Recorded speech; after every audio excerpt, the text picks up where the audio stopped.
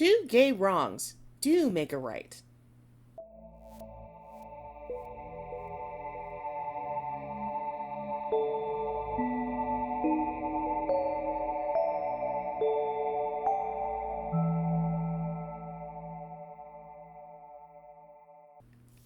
Howdy hole, and welcome back to Hole Chat, a boy love and girl love podcast that supports gay rights, wrongs, and actions of dubious moral quality.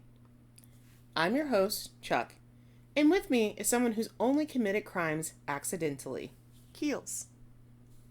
I've done a couple on purpose. Okay, and?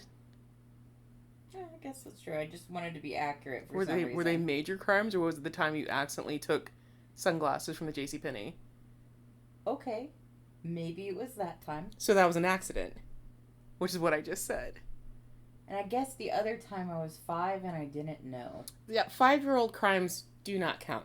5-year-olds don't know the law. That's fine. True. But it was the hardest crime I've ever done. Yeah. When I was a drug dealer. That's what, when I wrote this down, that's exactly what I was thinking about, is when you were a drug mule and you didn't know. Yeah. Someone put drugs in my bag, told me to go to a neighbor's house. And I got a popsicle. Yeah. Didn't know it was, No toddlers were harmed in the making of Keelz. No, I mean, I hope not. Yeah, no. Just like, you know, when you live in a certain way. Yeah. Oh, living in a certain way is definitely the topic for today. I'll be absolutely honest with you. We're going to talk about crimes a lot today, for one. Yeah. For two, I've been wanting to talk about today's manhwa since I got roped into reading it a couple years back. But considering how rough it is and my precious guest taste, I sidelined this. So Keelz and I have had multiple conversations about whether she would want to listen to this. And actually, when we started the podcast, she said no. She's like, absolutely fucking not. Don't talk to me.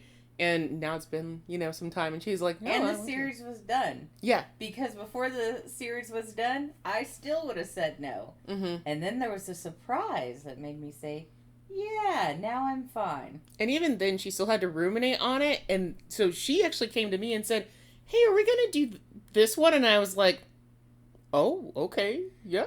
Yeah, because, by then, for me, without giving spoilers, the twist helped a lot. Yeah. And the environment in the story helped with the twist and with the thing I don't like. And then I was like, yeah, actually, I would like to hear about this because I'm not going to read it myself, most likely. Yes, yeah. But it's a very engaging story because, again, my wife rants about everything she reads, so she does censor herself when I ask her. Mm-hmm. Because, there are times I don't want to know. And to be clear, for anybody who's like, well, the whole point is that Keelz doesn't know what's going on in these stories. When I say I rant about what I'm reading, a lot of times it's so vague that she can't really put the story together. But I'll just rant vaguely about, I can't believe, X character did X, XYZ or whatever. But then also, she has short-term memory issues. So if I tell her about something last year, she don't remember this year, necessarily. If I only brought it up twice, it's gone, girl.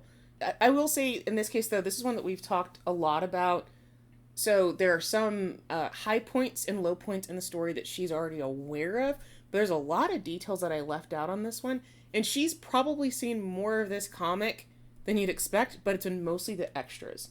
Yeah. So if she at any point is like, oh, yeah, this part, she doesn't really know. No, I don't really know. But sometimes I'm just vicariously living through my wife's experience. Because, I do have an ick I don't want to, deal with. Mm-hmm. And then sometimes, I do this for my wife. There are times when she stumbled across something and been like, oh, I might watch this. And I've been like, no, that's about serial killers. Do not. Just because if it's about real serial killers, no thank you for her. But if it's imagined, sure. Yeah. But there has been a time when, you're like, oh, the show. And I was like, don't touch it. And then she explained it to me in a way that I felt good with. And, we got over it. So this is the zone that we're in today, really telling her for the first time in more detail about this comic, and also telling you in case y'all haven't read it, and that sort of thing. But I just have to say that this is a story that imprinted on me in a way that I didn't expect. And I was really impressed with how it played out. And so I've been meaning to. We're now in the zone. We can release it. So we're going to do it. So today, we are finally chatting about Low Tide and the Twilight, a 2021 manhwa by Yuja. It's an Omegaverse, but damn if it isn't a bunch of other things too. Yeah, and it's also fairly unique.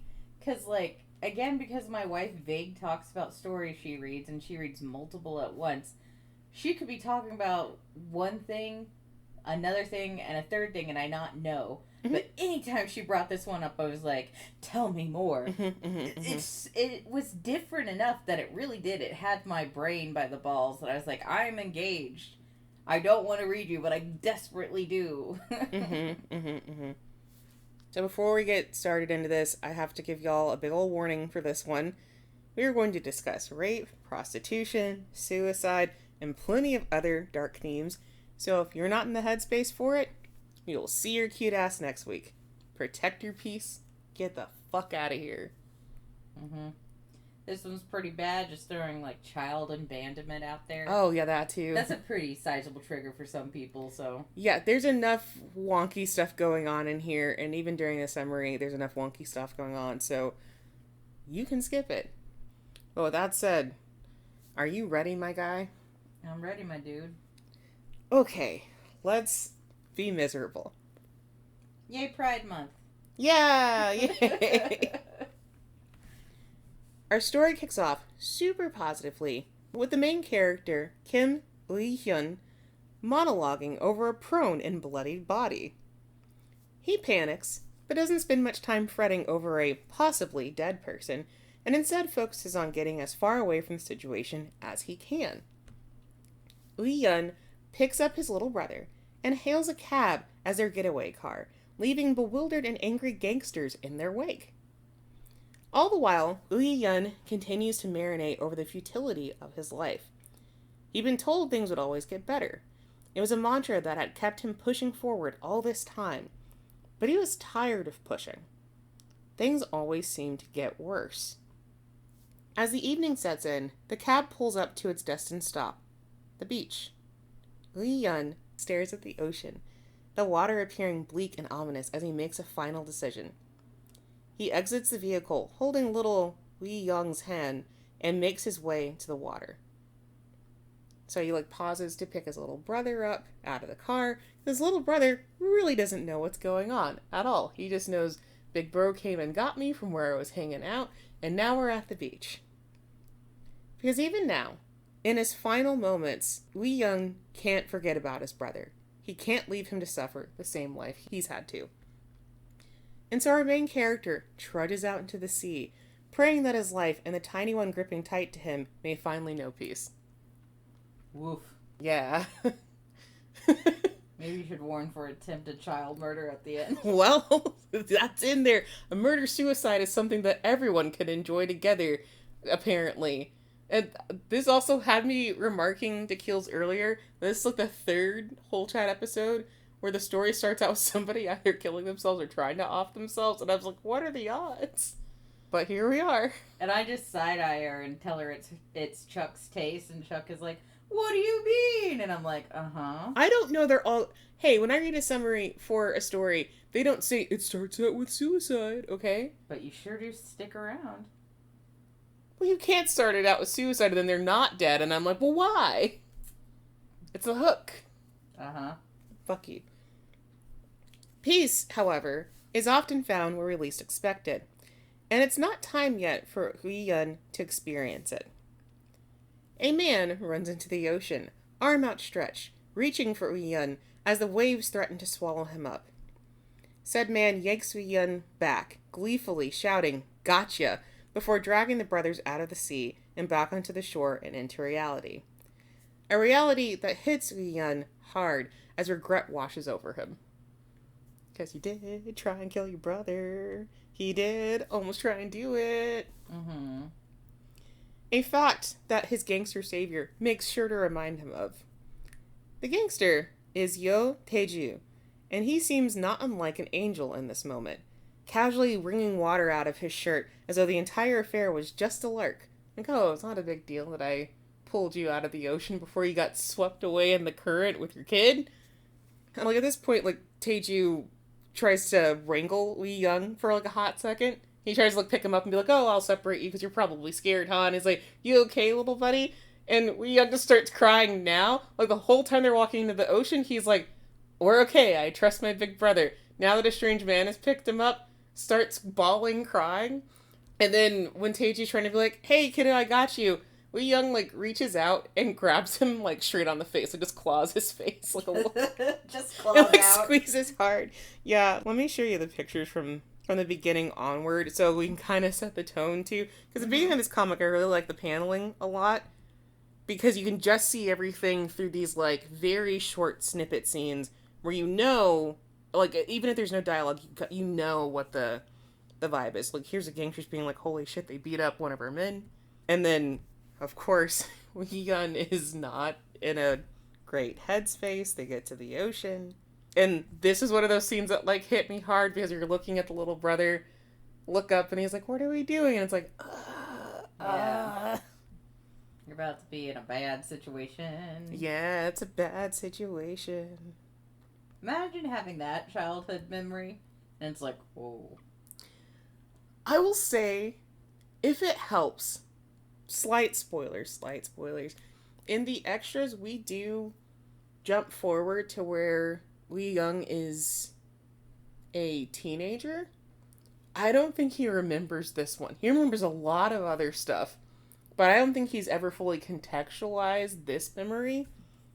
Because that's what it comes down to. A lot of times weird things happen to you when you're a kid, but if you don't contextualize it at any point, you just, like, kind of forget about it. Which is fine. Which is good sometimes. Sometimes it's very good. But yeah, here's where he picks up the little brother. And the kid's like, oh. Well, that's when the crying starts. He is trying to comfort him. He is actually trying to comfort him. Because he doesn't know what to do, huh? Yeah, and, you know, Big Brother's looking pretty upset, but then here's where he grabs his face. Oh, that's a face grab. Yeah, it is. Imagine a toddler's hand reaching out to the center of your face and just clamping down as hard as he can. And they pulled all your face into one spot. Like, that man's face became Play-Doh for a second. Yeah, it's amazing. I love this little boy so much. It's very cute. He's my favorite for sure. Alright, so grab his little face, and then Taeju is, now that he's, like, turned his attention away from Euihyun, he's now focusing back on Euihyun. And I will tell you right now, I will just call them Big Brother, Little Brother sometimes, because their names are so close together with my inability to do Korean. So, yeah, so Taeju, like, refocuses on older brother, because at this point, you know, he's already been hurt by the little kid. So, like, passes the little brother back off to Euihyun, and Euihyun's holding him, but he also has this, like, haunted look on his face, because he's coming to terms with the fact, I almost killed my brother, and now this gangster's calling me out about it, and I don't think it's fully in his head that he's even talking to a gangster.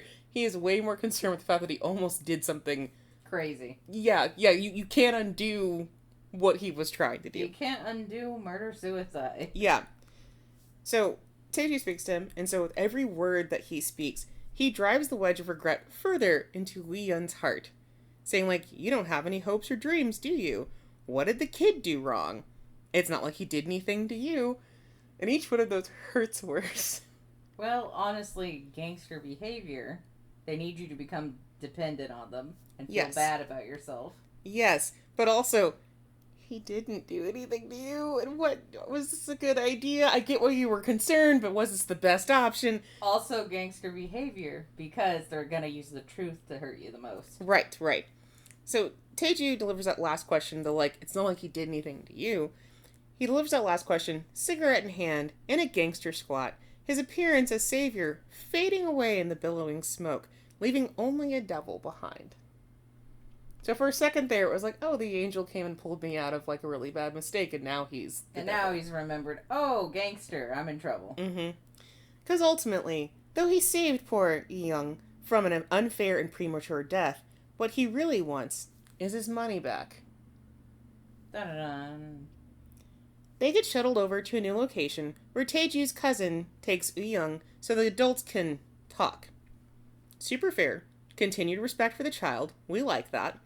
Unfortunately, Taeju's pulling some uncomfortable faces, like a mixture between hungry and menacing, which would make anyone nervous. But even more so because you know that this has something to do with having a debt. You know that this is a gangster. What are we doing? It doesn't help that he's made it clear that Euihyun's continued aliveness is dependent on his older brother's cooperation. That's right, everybody. It's gangster time. Gangster time.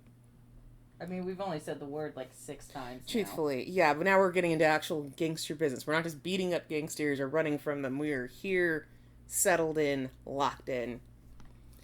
And I do want to specify that Taeju is an actual gangster and will do things that gangsters do, including, but not limited to, killing, maiming, extorting, coercion, human and drug trafficking. We're not doing what some comics I've read do, where, like, he's a gangster, but he's, like, really sexy, and he's got a really strong moral compass, and, like, yeah, he murdered somebody but off screen, but he really just loves you, baby. It's not the kind of, like, romance novel fictional gangster where it's not that bad. But I would also say that this doesn't get into, like, Black Flag romance novel territory either, where he's confined you for 6 years and, like, killed your dad. Mm-hmm. We're kind of in the middle, where it's, like, realistic enough, but it's not, killing your dad. It's realistic, but not necessarily unforgivable monster. We're not gonna do, he's actively abusing you and ruining your life constantly, but you're like, but he fed me some scraps today. We're not doing that either. And he rubs some lotion where the chain is connected to my ankle. Right. Oh, my Black Flag lead has given Dobby a sock, and we're not doing that. God. In our month, you mentioned Harry Potter? Let's keep Dobby, though, right? Yeah, but the Master's giving Dobby a sock is really good. Yeah. Slavery's okay if you give the slaves something that they like. Oh, a sock? Slavery's okay if the slaves like it. God. I mean, the fact that was the message. We're talking about the wrong book here, but let's move on. Sorry, let's get back on track. So, since he's going to be capable of these things, of course he's going to make things uncomfortable for Euihyun. Taeju takes Euihyun back to his office so they can discuss the terms of Euihyun's loan. A loan which Euihyun has no fucking clue about. Looks like someone's dad was a son of a bitch and stole his son's fingerprint to co-sign his stupid fucking loan. Ugh. Which, this is actually the second story I've read where that was a plot point of, like, sneaking in and, like, getting your relative's fingerprint to co-sign your loan. So I know that this has happened to people before, and that's disgusting. That sucks. Yeah, So, poor Euihyun is on the hook for $180,000, which it says, like, I think in the original it says 180 million won, but it's about 1-to-1. It's $180,000. Who among us has that amount of money ready to pay back? Truthfully, who among us as millennials and younger has that amount of money? This is a lot. Unfortunately, they'll liquidate the Kim's house, which should help pay 2/3 of the debt. Which, at this point, I'm like, that's actually pretty fair that you're, like, gonna sell his house. Because, like, with Euihyun's past, he doesn't give a shit about the house that much. Mm-hmm. So them putting that forward as collateral first, pretty cool. And if they said it's gonna take care of 2/3 of the debt, also pretty cool. Because that would leave him with about $60,000 that he still has to pay off. Still not a great amount, but I think that's fair. Liquidate all your assets before we start going after, like, making you work? Cool. But that also does still mean no house. So the brothers will be homeless, jobless, and still $60K in debt. And also, as I mentioned up top, this is an Omegaverse, and Euihyun's an Omega, so shit sucks. Yeah. Sucks a little bit. A fact which Taeju makes sure to emphasize, but then he counters with, like, but you were ready to die, so what's paying back debt? It's, like, weirdly encouraging, like, if you're ready to kill yourself, you can pay back the debt. And again, it's exactly what you're talking about, of gangsters will kind of manipulate you and be like, you can do this, buddy. Yeah. Like, either through fear tactics or through, like, hey, let me point out your own sins or your own really bad problems. There's a lot of people who go into crazy debt, with just a death in your family, and you borrowed too much to pay off a loan or to pay off your relative's house, and then suddenly you're in overwater. Shit sucks, my dude. And this one is very much like, buck up, sport. You can give me my money. I believe in you. I mean, he's playing good cop and bad cop at the same time. So... Yeah, so he's just being like, yeah, don't worry, you can do this. Well, and also, Euihyun did put a gangster in the hospital. Because that body bathed in blood from the beginning, he was a seasoned thug.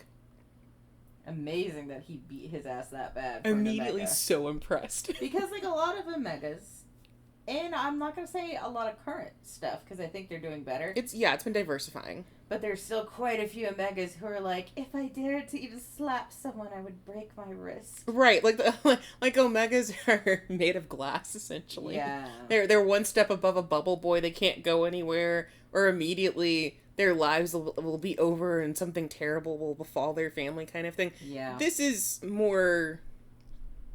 Not realistic, I guess is the term. This feels more regulated, I guess. So yes, but I was very impressed still.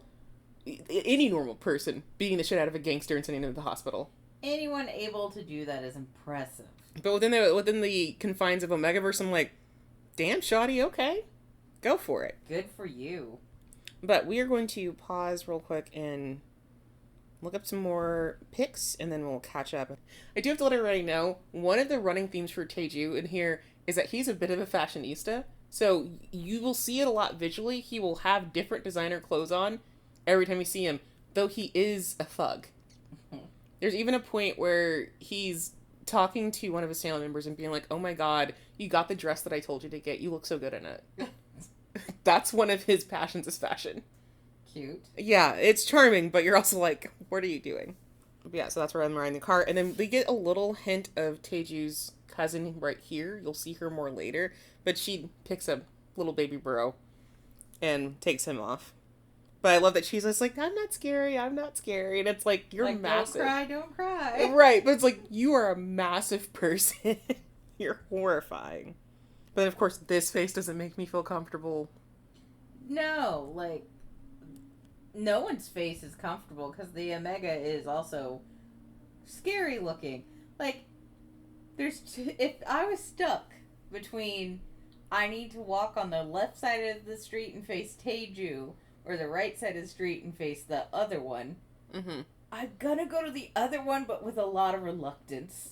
Yeah, no one... They're both kind of not friendly looking. Chapter 1, no one's having a good time. I'm going to say Chapter 2, no one's having a good time either, but generally the start of this comic, no one's having a great time, I don't think. It all feels uncomfortable, for sure. I did want to point out, there's this texture that she uses from time to time that looks kind of like swirling water, but it's almost thicker than it needs to be. That comes up a lot, and I only mention it because it's normally a motif that is assigned to Euihyun.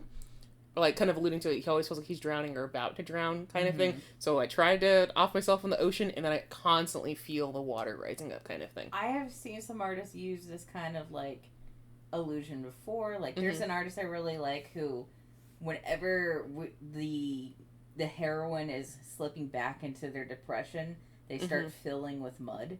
Because they were buried alive to start with. Yeah. But also, they have mad depression. And I love when people are like, let's take something fucked up that you saw, and we're going to use that to say that this person is sad, crazy, or, going through it. Yeah. Because, anytime I see them, start to fill with mud, I remember, the story opening to them waking up as someone's shoving a pile of dirt on their face. Yeah. Yeah. Yeah. Woof. But yeah, I agree that I also like stories that use something terrible and then it's the motif for the rest of the story. And so I did appreciate that this was used in here. And that motif is really important for later, but I'll talk to you about why it's important for later in a hot minute. Just be patient. Yeah. Okay, so I showed you all this so that we could then go into the part that, well, you know what's coming, but whatever. So about here is where we're going to jump ahead. Right here at the back half of Chapter 2. Because it's time for rape. Which, Sounds terrible, but stay with me. This scene's pretty skippable, and there's only a couple of details that aren't covered in later chapters that I do need to talk about, but we're not going to go specific. I don't want to. Keelz doesn't want to. I don't want to. I don't think this would make for good audio listening for me to describe an assault of this nature.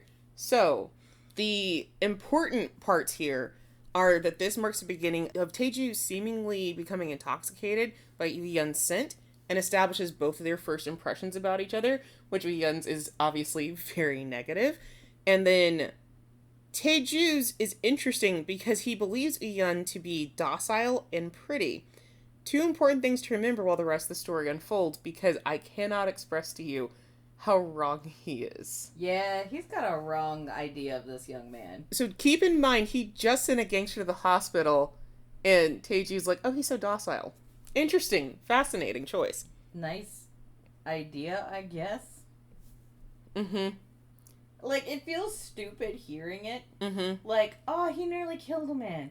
How docile. Like, it's like, use your brain. But he's clearly using his dick, which is obvious given what's going on in chapter 2. Mm-hmm. So, later, Euihyun is taken by car to another location, and then he's ordered to get out, and he's obviously freaked out because he hasn't seen his brother in a hot minute. So his first thought is like, where's my brother? So like, oh, where are the drugs? Yeah, Show me the drugs, blah, blah, blah. Yeah. That kind of attitude, but like, where's my brother? So they get out, they're at this building, and then the dingy door opens to reveal an apartment. And, more importantly, bitty baby Euihyun. Euihyun runs to his big brother, gripping onto his legs. Meanwhile, Taeju is still hanging around and honestly being a creep, because he keeps trying to flirt a little bit, and I'm like, hey, girl, really? Not now. Read the room, you fucking asshole. But he does explain why the brothers even have an apartment to go to. Taeju doesn't like losing, so he's making sure he gets the outcome he's looking for, which means making sure his debtors have a place to stay and getting Euihyun a job so he can actually get his money back.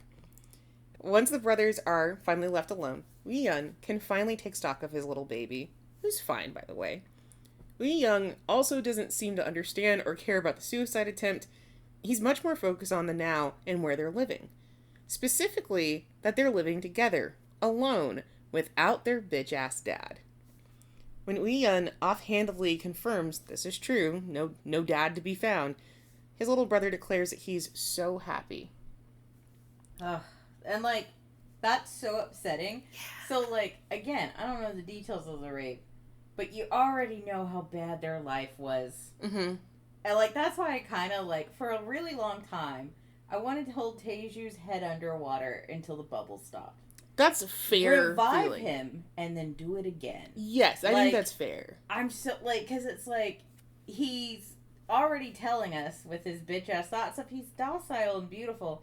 He does not know how low this person is, and he's digging their heel in. And he does not see Euihyun as a person at this point. He's just a debtor, which is basically, well, could be a clay man, you know what I mean? Yeah. They're not really real to them unless they're getting their money from them, kind of thing, right? But it's so fascinating, because as scummy as this dude is, I like and understand him better by the end. That's a spoiler for y'all. Me. I like and understand him better by the end. And there are worse people in here, which is crazy, but stay with me. The fact that there are worse people in here. But stay with me. But I mean, like, that's gangster life. Mm-hmm. You know I lived nearby it. You know I did. Mm-hmm. Friendliest fucking people. Don't be alone with them. Friendliest fucking people. Yeah. Yeah. So, the little brother says, I'm so happy. And this is a statement that sticks with Euihyun as they lay down to bed that night, because the kiddo's never said he's happy before. That sucks. And he's like 6 years old. That sucks. Children are like the happiest creatures on earth. I believe I have some shots of the little brother from like earlier. He does always look sad. Like he always looks sad and kind of like scared. And so I'm like, oh, geez. And so when I actually had to see him smile, I was like, I'm so excited, but I hate that this is where we're at. Like, and a thing that I picked up that I thought was upsetting is he also looks hungry. Like, they do a good job of giving a child a desperate look that is recognizable if you've ever been in these situations before. Yeah. It's a rough start. I told you this is rough, and I did mention that it wasn't for the ick factor either. There's other rough things going on here. So, of course, Euihyun spends the time before sleep deciding how they'll make a run for it ASAP. Especially since their dad did the same fucking thing. He ran off, so why can't we, is the mindset. And I'm like, I get it. And also, we're in a bad situation. We should just run. Also fully understand. Good for him. But I was just telling my wife how grateful I was that I had a comic I was reading where the straight couple were like, let's just cut and run. Like, they tried to save the world. They were trying to be helpful. But they're like, we don't owe this town shit because this town has been terrible to us. There's another whole ass city we can go to. Let's just fucking leave. And I was like, that's so smart. Because, like, here's the thing. Here's the real story. You don't always have to be the hero. Sometimes you just have to save yourself and the people you love. And they were primed to do that. And so they were like, hey, we tried to save this city. City's going fucked. Let's go. And I was like, that's so smart. You can always just pack your shit and leave. You can. And it is very, like, it's very self-righteous and uplifting and hopeful to think that you could save everything. Sometimes you just have to save what's important. And that, too, is hard. But, dog, do it. Or, like, save yourself so you can help other people down the line. You can't, I mean, kill yourself now, you're not going to be able to help them later. So, there's a philosophy to this, and I do agree with it. But he's considering leaving, but while he drifts off to sleep and he's in dreamland, we can take a short journey into Flashback Town. Short answer about how their life has been before this point. Kim Se-hyuk, the boy's father, is an absolute fucking tool. Yeah. After stealing his son's money for the millionth fucking time, from the kid's boss, by the way. He didn't have, like, bank information and take it that way. He went straight to Euihyun's boss and was like, hey, I need the money for my son, blah, blah, blah. And his stupid-ass boss just gave it to him. I have heard of this guy so often, and I hate him so much. I would, like, be alone in a room with Taeju to spare myself being alone with that guy. Yeah. That is a crazy thing to say, knowing what Taeju just did. Yeah. But this guy is so bad. And this has happened before. They allude that he threatened Euihyun's boss to give him the cash, and, like, he's too scared of it, or whatever. Like, the dad's an alpha, so he, like, throws his weight around all the time, and is like, I'm an alpha, I'm better than you. But I'm still just like, can you not be a fucking pussy and just call the police, instead of being like, I'll just give you your son's money, fuck you, whatever. And so then after that, Euihyun gets into an altercation with his dad, because, you know, you stole my money, you son of a bitch. He hits Euihyun, and then homie claps back, but ultimately, Daddy Kim is an alpha and a head and shoulders taller than his son, and has been eating consistently, unlike his poor kids, so he does whip Euihyun's ass. That's the start of what we know with their relationship, which let me catch you up really quick, and then we'll go into... Yeah. I wanted to jump ahead and show her some stuff, because I needed to show you what the dad looks like compared to his son. He is a brick shithouse of a man. And normally I'd be like, yay! But in this case, I'm like, oh, no. Yeah, of course. Of course. And, like, so we're clear, Euihyun is no slouch. He can get hit and just take it. He's not, you know, a weak bitch or anything about it. He looks like a feral dog ready to go through for your throat. Yeah, truthfully. And so he does punch the shit out of his dad back and punches him hard. It's a dog versus a wolf kind of situation. Yes. Not saying that the dog will always lose, just as a heads up. Like, that's true, yeah. Like, I don't know how things turn out between him and his dad, but I'm just saying, like, he has the energy of, like, okay, yeah, you're a wolf, but I will still bite and never let go. Mm-hmm. Yeah, exactly. So, after he gets his ass beat, Euihyun tries to go ahead and get ready for work, because that's, you know, hey, I came and confronted you, but I still have to go to my job. And so he gets dressed, and he's getting ready to leave Euihyun at home, but he just looks at his little face, and he's like, oh, I can't leave him here, because he hit me, and I'm too afraid of him starting to go for my little brother. So he picks him up, and they essentially, like, run away from the house. And so we then know that for the next however many weeks, they're going to sleep at internet cafes, anywhere that'll let you kind of stay for the night if you pay, like, a low fee kind of thing. Because her whole idea is like, we're just going to run away, get a new place. If we're away from him, we'll be safer kind of thing. And so that is the plan that they have. So at this point, Euihyun is working at a construction site. So he goes back to his business, handling that sort of day-to-day stuff. And this is a place where all the older folks are extremely worried about the boys and meddling. And so it's not as bad of a situation as they could be in. Because there's a scene where one of the dudes is like, how long are you gonna be like going back and forth like this with your kid and blah blah blah, but it's the tone of like, no, seriously, do you need something from me and I'll help you out. But I will say, Euihyun doesn't know that people are trying to help him. Yeah, what trust does this poor kid So have? in his brain, he's just like, yeah, I'll take care of it. But these are people who are then like, well, let me make sure that you have something to eat afterwards, and probably like slipping in some food for the little brother and stuff like that. He's in a good place for the most part with a good team around him who like wants him to do better for himself. There's even that nagging of like, you should go to school kind of thing, and it's like, cool, these people at least like you and want you to do well. However, once again, Euihyun's boss is an idiot asshole coward, and he lets loan sharks come a knocking. This is where we're introduced to Young-do, which is important because he's a villain.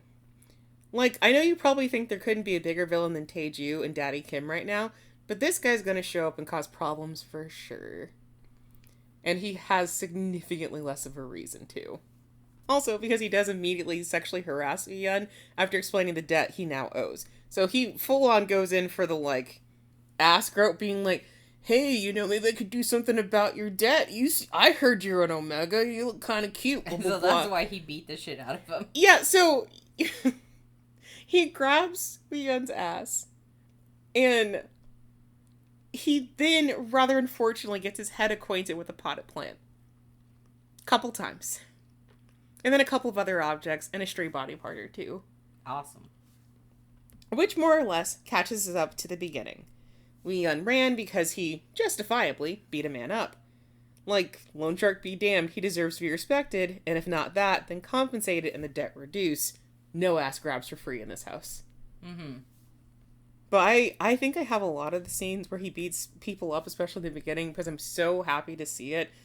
Maybe I just love violence, but I think it's mostly that I just love retribution. I love retribution. I love revenge. Also, for Omega stories, I love when the Omega's not just weak. It feels... I could write an essay on my feelings about where Omegaverse started, and I feel like where Omegaverse is now, and some of my pet peeves, and that it feels ultimately like punching down on women, but we could get into that another time. But I agree with you. It is nice when Omega is just a normal person who happens to have a heat cycle, because as a female-bodied person, I am a normal person all the time until my period starts, and then I am a worse person. Full stop. But that's the only thing that changes about me. And worse can mean a lot of things, including murderous, right? So, okay. Then let's catch you up. This is Young before. Mm-hmm. So, definitely dingier, sadder. Mm-hmm. And then this is Young-do. And because we're not going to see him with a normal face for a while, and then we see Young-do with a normal face for a chunk of time again, and then he doesn't have a normal face for a while again. So he just never seems to keep himself healthy, if that makes sense. He's always getting hurt. Young-do is. Mm-hmm. Okay. He's always getting hurt, so we don't see his, Is this the guy he beats up? Mm-hmm. Okay. We don't see his face normal as often as you would expect us to, so... But yeah, this is when he's, like, trying to be horny or whatever, and then we see Euihyun's hand come up and grab him by the neck. Grab him by the throat. And then throw. And then, yeah, he does beat him up. I have more scenes of him getting beat up later. But that's initial, because they technically break the flashback into two parts, but we know what's happening in the flashback at this point enough, or whatever. Okay, so, the next morning, Euihyun awakes from a nightmare about his mounting responsibilities, and maybe having killed a guy, because he doesn't know if Young-do's okay.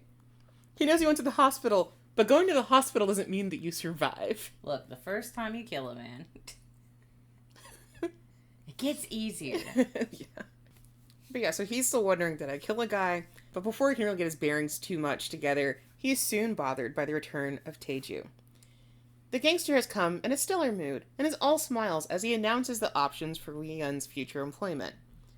Host, errand boy, or restaurant server. In order of best paying to least paying.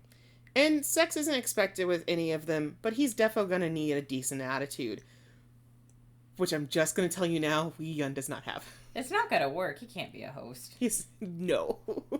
Taeju straight up is like, ain't no way you can be one. And Euihyun's already shaking his head like, no, you're right, I won't. But as he's explaining all this, Euihyun just assumes homie's trying to get him into sex work. So these jobs being normal is a surprise, but he's still also very suspicious about the situation. As he should be. This sucks. Well, due to his surly disposition and lack of legal driving ability, it's no surprise Euihyun picks server as his job of choice. This doesn't seem to surprise Taeju either, who proceeds to assure Euihyun that this is a totally normal job, as long as you ignore the gangster clientele. Which then also comes to the warning, like, not to start shit, because it's a neutral space, and the whole joint will get shut down if there's conflict of any kind. So if gangsters fight each other there, they shut it down, and everybody's got to leave, can get banned from the premises kind of thing.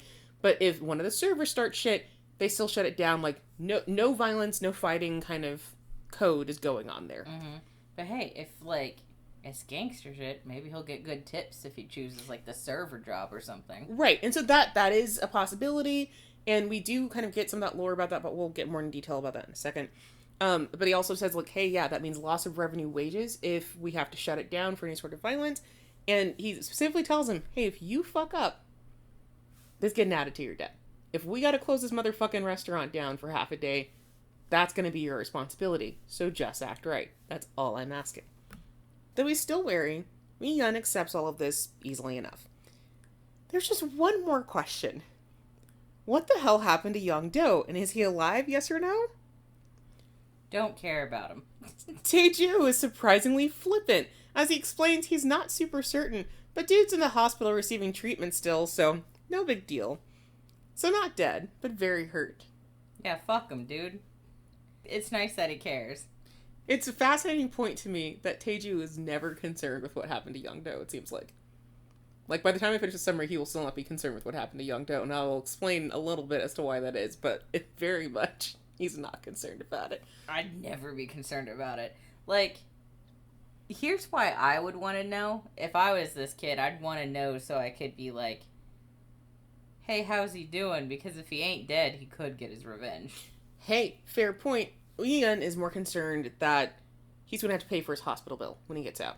So this is what he wants to know, is he's like, ain't no way I'm out in the hook for that. So the faster he's out of the hospital, the less the bill's going to be, and then the more I know what I need to handle, kind of thing. So he's just thinking ahead. That's smart. I didn't consider the hospital bill, but yes. Yeah. And granted, okay, a small aside, it's so much cheaper in Korea to get healthcare, even without insurance. It really is. Like, we've heard a few stories of, like, healthcare there, and I was just like, holy shit. So it does still suck. You still can go into medical debt, obviously, if something terrible happens. Like, I'm not trying to downplay that, but whatever debt he's talking about, just Young Do being in the hospital overnight is like $20,000 here in America.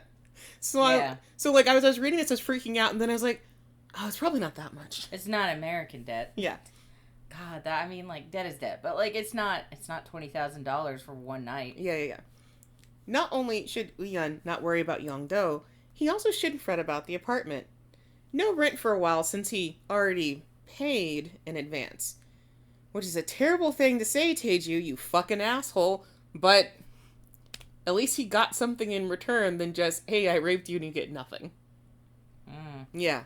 So not my favorite, but I'm like, we're trying, at least he's trying to justify something instead of just making me feel worse about it.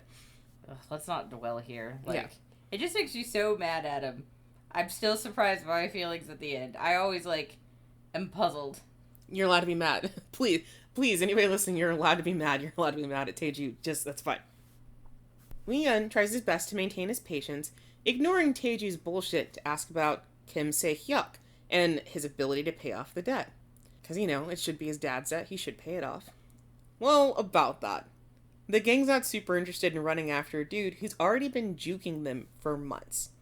It's a waste of resources to chase after one dude when there's a much more responsible debtor right in front of them. Can I just tell you how backwards this is as a gang system to me? Mm-hmm. It's always going to be more cost effective to go after the one that screwed you over. Mm-hmm. Like, yeah, you'll get your money back in the short term, but if there's someone who screws you over and he's done it multiple times, guess what? They're going to go do it again at another facility. I agree. This is me from my American lens, so like... I agree with what you're saying. I think if you are in a situation where you are running a gang, not saying that any of you are, if you're running a gang, I think you should start a, like, gangster forum where you can all say, hey, don't want to start beef with you, but did so-and-so borrow money from you? Yeah, he did. And he borrowed money from so-and-so. Cool, so can I just take him out next time? Because he's running up debt, or do you want me to try and help you catch him? You should start a system where you're all, like, branching together to catch people who fucked you over. Like, combine your resources so you can take that one motherfucker out.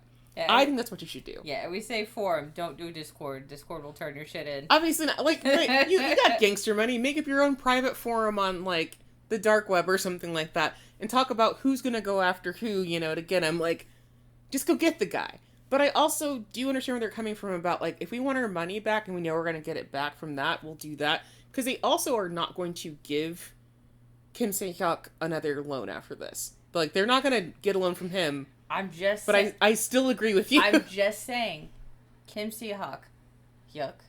That doesn't matter. It's Fuck fine. it. Kim, their dad. I'm just gonna say Kim. Yeah. Kim has already used his son's thumbprint to get a new contract. He'll do that shit again, and that's why this guy is more of a liability. Mm-hmm. So excuse me over here being like, you're not doing your crime right, but you're not doing your crime right. I understand. Crime is not right here. Fix it. Listen, we do this all day. We like crime to be done correctly in this house. I believe in fairness of all things, including your crime. But yeah, so they're not going to go after him. There's nothing that Euihyun can do about it at this point. And he's like, well, what about going after him and selling his organs and blah, blah, blah. To which Taeju answers, they don't do that kind of stuff. They don't traffic organs. They're not interested in it. He just mentioned organ trafficking to scare Euihyun. That was it. I just need you to do XYZ for me, or to make sure that you come along with me and feel scared enough, but no, we're not trafficking If anything. I found out he didn't do it, I would have clucked my tongue so hard at him. I'd have been like, just like, you lied to me and you don't even do it. Yeah, I feel like I'd be disappointed too. I'd be like so frustrated. So, I got scared by this. So right about now, you're probably thinking, Chuck, who the hell and fuck is this trash man? And why are you telling me about him? Why are we reading this story? That's how I felt when Chuck was going through this. Totally fair. I was absolutely livid with him at this point too. However, these scenes also establish some very important things about Taeju. 1, he's a fucking moron. Oh, he's so stupid. Which is exemplified by him admitting to lying and subsequently getting punched in the face by Euihyun. You know, the guy who just put a gangster in the hospital. He's like, I'll just take his punch. He could put you in the hospital. I mean, how did he handle the punch, though? Was it rough for him, or was it like, oh, that's okay? I'm pretty sure I have the punch. Because I'm just curious, because, like, I want to know Taeju's reaction to it, I guess. The punch that Taeju gets, we don't get to see the full punch, but he's just like, oh, ow. Ha ha ha ha. Well, I deserve that. He's so weird. Mm-hmm. Like, I think, like, again, if I could stomach this kind of, like, content, I probably would have read out of pure, like, what the fuck is going on here? Yeah, well, why are you so weird? This is what it is so he gets punched, and he's just like, well, that was my bad. I shouldn't have said that anyway. And then he admits to, like, that he knows that he's obnoxious, as though this is, like, a charm point. Like, I know I'm obnoxious, hee hee. All right. Aren't I adorable? This is not a smart man. There's no way this is a smart man. I don't think he knows how to read, much less read a room. You know what I mean? 2, he's unknowingly interested in Euihyun. He's super charmed by that punch, and remarks how similar the brothers are, because they've both, you know, now hit him in the face in some way. Taeju even admits he deserved that punch, like I said, and then he grabs Euihyun's arm to inhale his scent, and is like, man, you smell so good. And this is an ABO. So this is not normal behavior, Because so far they've kind of established everybody Yeah. being very, like, if they're a creep because they're a creep. It's not because of, like, pheromones or smelling anything. Nobody's smelling each other. And so you have one person being like, wow, you smell awesome. What the fuck's going on with you? And he's not concerned about this. Which goes back to point one, which is that Taeju's fucking stupid. Mm-hmm. So you're kind of starting to see the pattern here of like, wow, you're an asshole. Wait, are you just stupid? And you're not sure. Yeah. And this is actually partially how I had this pitched to me, by the way. Mm-hmm. Is that Taeju's stupid? And I was like, oh no, you're fucking right. So Taeju earns another slap for the sniffing behavior, which spooks poor little baby Euihyun. But otherwise, Gangster Boy does nothing. No reciprocation, no threats, just bemusingly rubs at his face, greets the little brother, and then leaves them with a small stack of cash to help them get settled. No strings attached. So at this point, weirdly enough, I think because he got slapped around a little bit, he's like, you can have some money. Ugh. He's that kink. I don't even think he knows he's that kink, which is, again, goes back to point one. We're going to mention that he's stupid a lot because it is very true. It's gonna come up. It's very true. But yeah, I did think, Euihyun getting, like, freaked out, like, oh, I'm hearing punching and hitting, because, like, he freaks out about it, and then he opens the door where he's been, finishing up sleeping, and then he comes out, and he sees his big brother, and then he sees Taeju, and he looks all over at his brother, like, is big brother okay? And he's like, oh, big brother's fine, and then he audibly sighs, and, like, leans into his big brother, and Taeju's like, hey, did you just sigh? Like, you're not concerned about me being hit? And he's like, no. Who gives a shit about Exactly. So, this ends yet another terribly bewildering day for the brothers Kim. But things could definitely be worse. Worse seems like it might even be on the horizon, as King Idiot, Taeju, sits in the backseat of his car and converses with his driver underling. They discuss why a big boss had to handle such a small fry debtor, but the answer is simple. We definitely would have taken another gangster out and made a run for it. So Big Boss came because he's like, This kid's tough. he can't take me out. And this is what makes it so weird, is it's like, you're not concerned about him harming you at all, which is crazy. But you're afraid enough of him to know that somebody else can't handle him. But you're also like, he's chill and docile. And it's like, wait, I need you to rub your brain cells together. I know you have brain cells two. together, start a fire. Right, I know you have two, but you gotta start rubbing them. But, why all the extra special treatment, like the apartment, the cash, etc.? Well, that's simple too. Euihyun. If they give the brothers just a taste of stability, Euihyun will willingly stay and pay back everything, without complaining about it. And, Taeju thinks, it's not like he won't end up turning to hosting or prostitution anyway. He'll never make enough bussing tables. Which, again, is that gangster thing of, like, we trick him into this thing, we get him to do the other thing, they pay off the debt quicker and we get rid of him, or we get him hooked into it and then we have staff. Yeah. Typical gangster, like, way of thinking, obviously, right? Yeah. All this is honestly fair from a gangster's point of view. Debtors with crazy interest that comes attached to predatory loans very rarely pay them back, or they end up on the hook for some dangerous shit in order to pay them back. But let's all again remember that Taeju is stupid. Yeah. But, like, also, like, I think he has, like, I think this is a trained thought. Yes. So, like, I'm gonna say this is a work thought. Yeah. Because, like, if he was, like, let's pretend this is a job. If he was management, and I'm not saying management is clever, but they should be. Mm-hmm. If he was management and he could do his job correctly, he probably would have seen all these flags of, oh, this kid has done several things we didn't expect. I would have gone into that being like, oh, this kid might pay off his debt with those jobs. I probably can't get anything from him without cheating. Mm-hmm. So, like, if he was good at his job, maybe Taeju would have not had that thought. Exactly. And so that's the issue, is, like, he's got a gangster mentality, but he's also not that smart. No. And so, if it were me, I'd be assuming this guy seems to have his shit together better than I expected. Maybe I need to play this differently, but he's using the original playbook. You know what I mean? Mm-hmm. So it makes sense. Well, Ian's restaurant job is, thankfully, just as foretold. A regular job with a hint of rowdy gangsters. He's also to pick up other jobs without being followed, so things go smoother than expected for the next month. So he was even thinking, they're not going to let me leave my house okay, they're going to like be on my ass, or coming down to beat down my door and ask me where my next payment is, or like threaten me, and they honestly just leave him alone. As long as he shows up to work, none of their fucking business. Yeah, and like as long as he makes a payment. But like, yeah, if they were a more predatory gang, he'd be exactly right. Exactly. So while he's doing his regular work, meanwhile, Taeju and his equally rough and tumble cousin, Won-young, have been hard at work busting heads and causing problems for other construction companies. Because what the author explains in an author's note is that they're like, yeah, a lot of construction companies are just made up of gang members.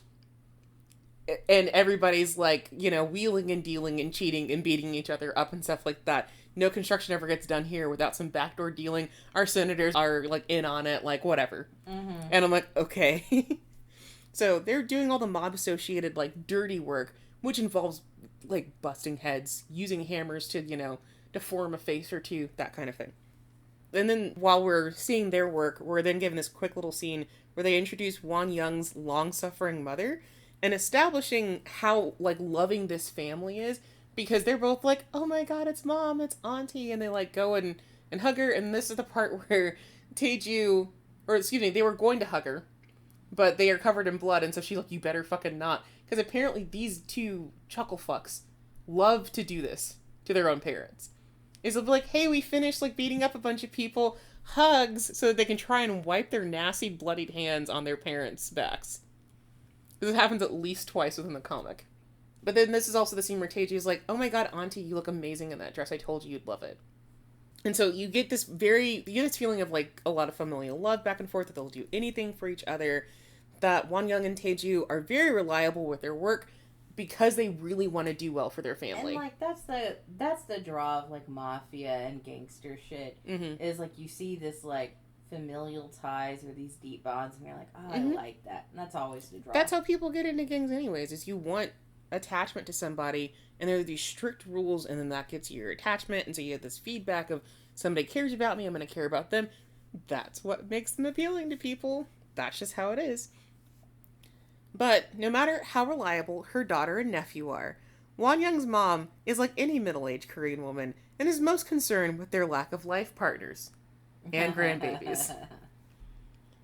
Just mentioning the idea of marriage drives the two meatheads to quickly finish the rest of their work and retreat to their car. Relaxing in a way entirely antithetical to marriage is on the menu for the evening, but Taeju gets distracted by a neat little piece of paper. So his cousin's like, oh my god, dude, I'm gonna go to the club and see if I can track down an Omega, and we're gonna have a crazy wild night, and it's gonna be great, and I can relax. And he's like, oh yeah, I should do that also. But he's given an invoice of Euihyun's debt. And wouldn't you know, he's made a shit ton of progress already. So he's doing quick math and is like, oh, he should be basically drowning in interest. And he's like, ain't no fucking way he kept up with the interest. What do you mean he kept up with the interest this month? How? Which means, of course, Taeju's got to go bother the Kim brothers. So he just shows up to their apartment and he scares the shit out of Euihyun because... Which one's the Euihyun? The little brother. Scares the shit out of the little brother because he starts banging on the door and, like, the little brother's just staring at it like, who is it? Like you do when you're a little kid and you're home alone. And then he just lets himself in and poor little brother's still shocked like, I can't believe he got in here. And he's like, hey, who gave you the apartment? Who else would it be? I don't know. The stranger. Exactly. Which is the correct answer from a child. The correct answer. It is absolutely the correct answer. But like I will probably mention a lot of scenes of the little brother because I do think that the author really captures how little kids are. Yeah. Because every scene with Euihyun is just like, oh, that's a little kid for sure. That's really how little kids be acting. I'll catch you up with pictures real quick before we get to that point. This dude, I will point out to you, the driver here, he gets beat up a lot. Because he'll say... For good reason? He'll say shit out of pocket and he'll just get punched across the head by one of his bosses, either Taeju or his cousin. God. But even here, he's like, frankly, sir, I think the main character's still gonna make a run for it. Gets beat across the head. Oh. But he just makes jokes that are just not funny. to anybody else kind of thing. There's a whole scene at the end that I think is really funny with him that I'll tell you separately. But it involves a motorcycle and this subordinate, and it's great. And then again, we're doing like the... That is a setup. Like, you said it so casually, and then by the time my brain fully registered what you said, I was like, yeah, that's a red flag on a date. There's a joke with a motorcycle about this guy. Like, I don't know, like, it sounded ominous. Oh, so no. It's fun. What's going on with him is funny. What happens to the motor? It only sounds ominous because of the context of the story. Like, what happens to the motorcycle is ominous, but in a positive way. Is all I'm gonna say. You want what happens to the motorcycle to happen. Okay. But this guy's gonna be fine. No. It'll be fine. It'll be fine. Just trust me. It's fine. Stares into the camera. And then I took scenes of these. This is Euihyun, like, kind of thinking about all the stuff that he has to do and that sort of thing, and how kind of stressed he's been, and so there's water rising as he's getting more stressed, and so that's, again, coming into that water motif kind of thing. Mm-hmm. And then here are the chuckle fucks with, you know... The cousins. Yeah. The blowjob brothers. Yeah. Also, the cousin's female, right? Yeah. Right. I just had to double check. They're so hot. They're so fucking hot. Yes, she's so hot. She's a buff alpha. And oh my god, dude. I don't normally get attracted to people. I'm a demisexual, to put it out there, and I'm bisexual. But I normally want to feel like you're my friend first. She's the opposite of a friend. Oh my god, she could step on me, queen. Won-young is one of the things that kept me into this as well, because the moment I saw her and how goofy she was with Taeju, it's like, I love her. She's perfect. She's amazing. I'm in love with her. I have asked Chuck for every little information I could have about her. I know all of her stories, so I'm keeping quiet. I do think Keelz knows more about Won-young than pretty much anybody else in here. I've never stand a character shaking, crying, throwing up. I love her so much. Yeah, absolutely.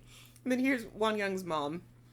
I also love Won-young's mom, but only because she's such a normal, like, well, I worry about my grandchildren. When am I going to have grandchildren? Sitting amongst a bunch of blood, and she's like, oh, you guys did great work today. And it's like, she's horrified. Yes. She's horrifying in the right way, and she is very cool. And then, yeah, here is them trying to be like, oh, we're going to hug you, Auntie, but they're covered in blood. Children. Yeah, and then this is after spending time with Mom. Because it can be exhausting if they want you to have babies. And then that was little brother freaking out, like, who's at the door? Bless his little baby heart. You just look so spooked. And then we're gonna be here, because this is what Euihyun comes home to. Little brother on the tablet, and then idiot over there. So, when Euihyun gets home, Taeju is draped over the couch, exuding obnoxiousness. To his credit, he did give the little brother a tablet to play with, which he is using to get hooked on Baby Shark, specifically. Oh, God. That's 2021. But he immediately ruins this, like, kind of chill atmosphere by sounding threatening. Specifically, he hones in on how much time Euihyun is spending alone, and how even though the debt can definitely be cleared within 3 years' time, kid probably won't be able to handle this schedule forever. Worst person you know is right about something. Yeah. Because he is right. A little kid cannot be... I mean, okay. We're going into a position where I know a lot of people have to do stuff like this. Keelz was a latchkey kid growing up. Yep. I know plenty of other latchkey kids. A kid can be on their own for a long time, and you can get lucky and it's fine, but it's not ideal. It's never ideal. Yeah, like... If you could do anything else, you wouldn't. My parents worked their asses off. Mm-hmm. They were in a hard situation, and they had a child. And, like, I was definitely alone when I shouldn't have been at sometimes. Mm-hmm. If not because it was dangerous, but I can recall, being little and crying because you're home alone and you don't want to be alone. Yeah. And again, never would I tell my parents that. Never would I let them know that happened. Mm-hmm. They will never know. They will die never knowing little Keely went through that. Mm-hmm. Because what else could they have done? They had no one really to rely on. It's just, it is what it is sometimes. Grown up hard is how it is. So it sucks. The gangster's right. But my ass is sitting here, probably having the older brother's thoughts, which is like, sometimes you have to do it. Yeah. Like, I'm sitting here and he's like, yeah, you're probably right. I can't do anything about you being right. And that's what it is like, while Taeju is right, he is doing that wheedling gangster thing of like, I can convince you to do something else if I lay on the guilt thick kind of thing. Yeah. But it is also like, yeah, what do you do? He's really little. He shouldn't be home by himself all day, but... What can you do? Yeah, when you're out of options, you're out of options. Because I think a lot of latchkey kids end up spending their most time, like, in the evenings after school. That's what it typically was for us growing up, is you're at school all day, and then you get off, and then you're kind of on your own. But I remember... I remember the bagel bites incident, and how fucked up that was. And y'all were okay, but that was when you were older, even. Yeah, that was. But stuff can happen at any time. We're latchkey kids. My brother's here. We're older. My brother misreads how to cook something in the microwave. Bagel bites.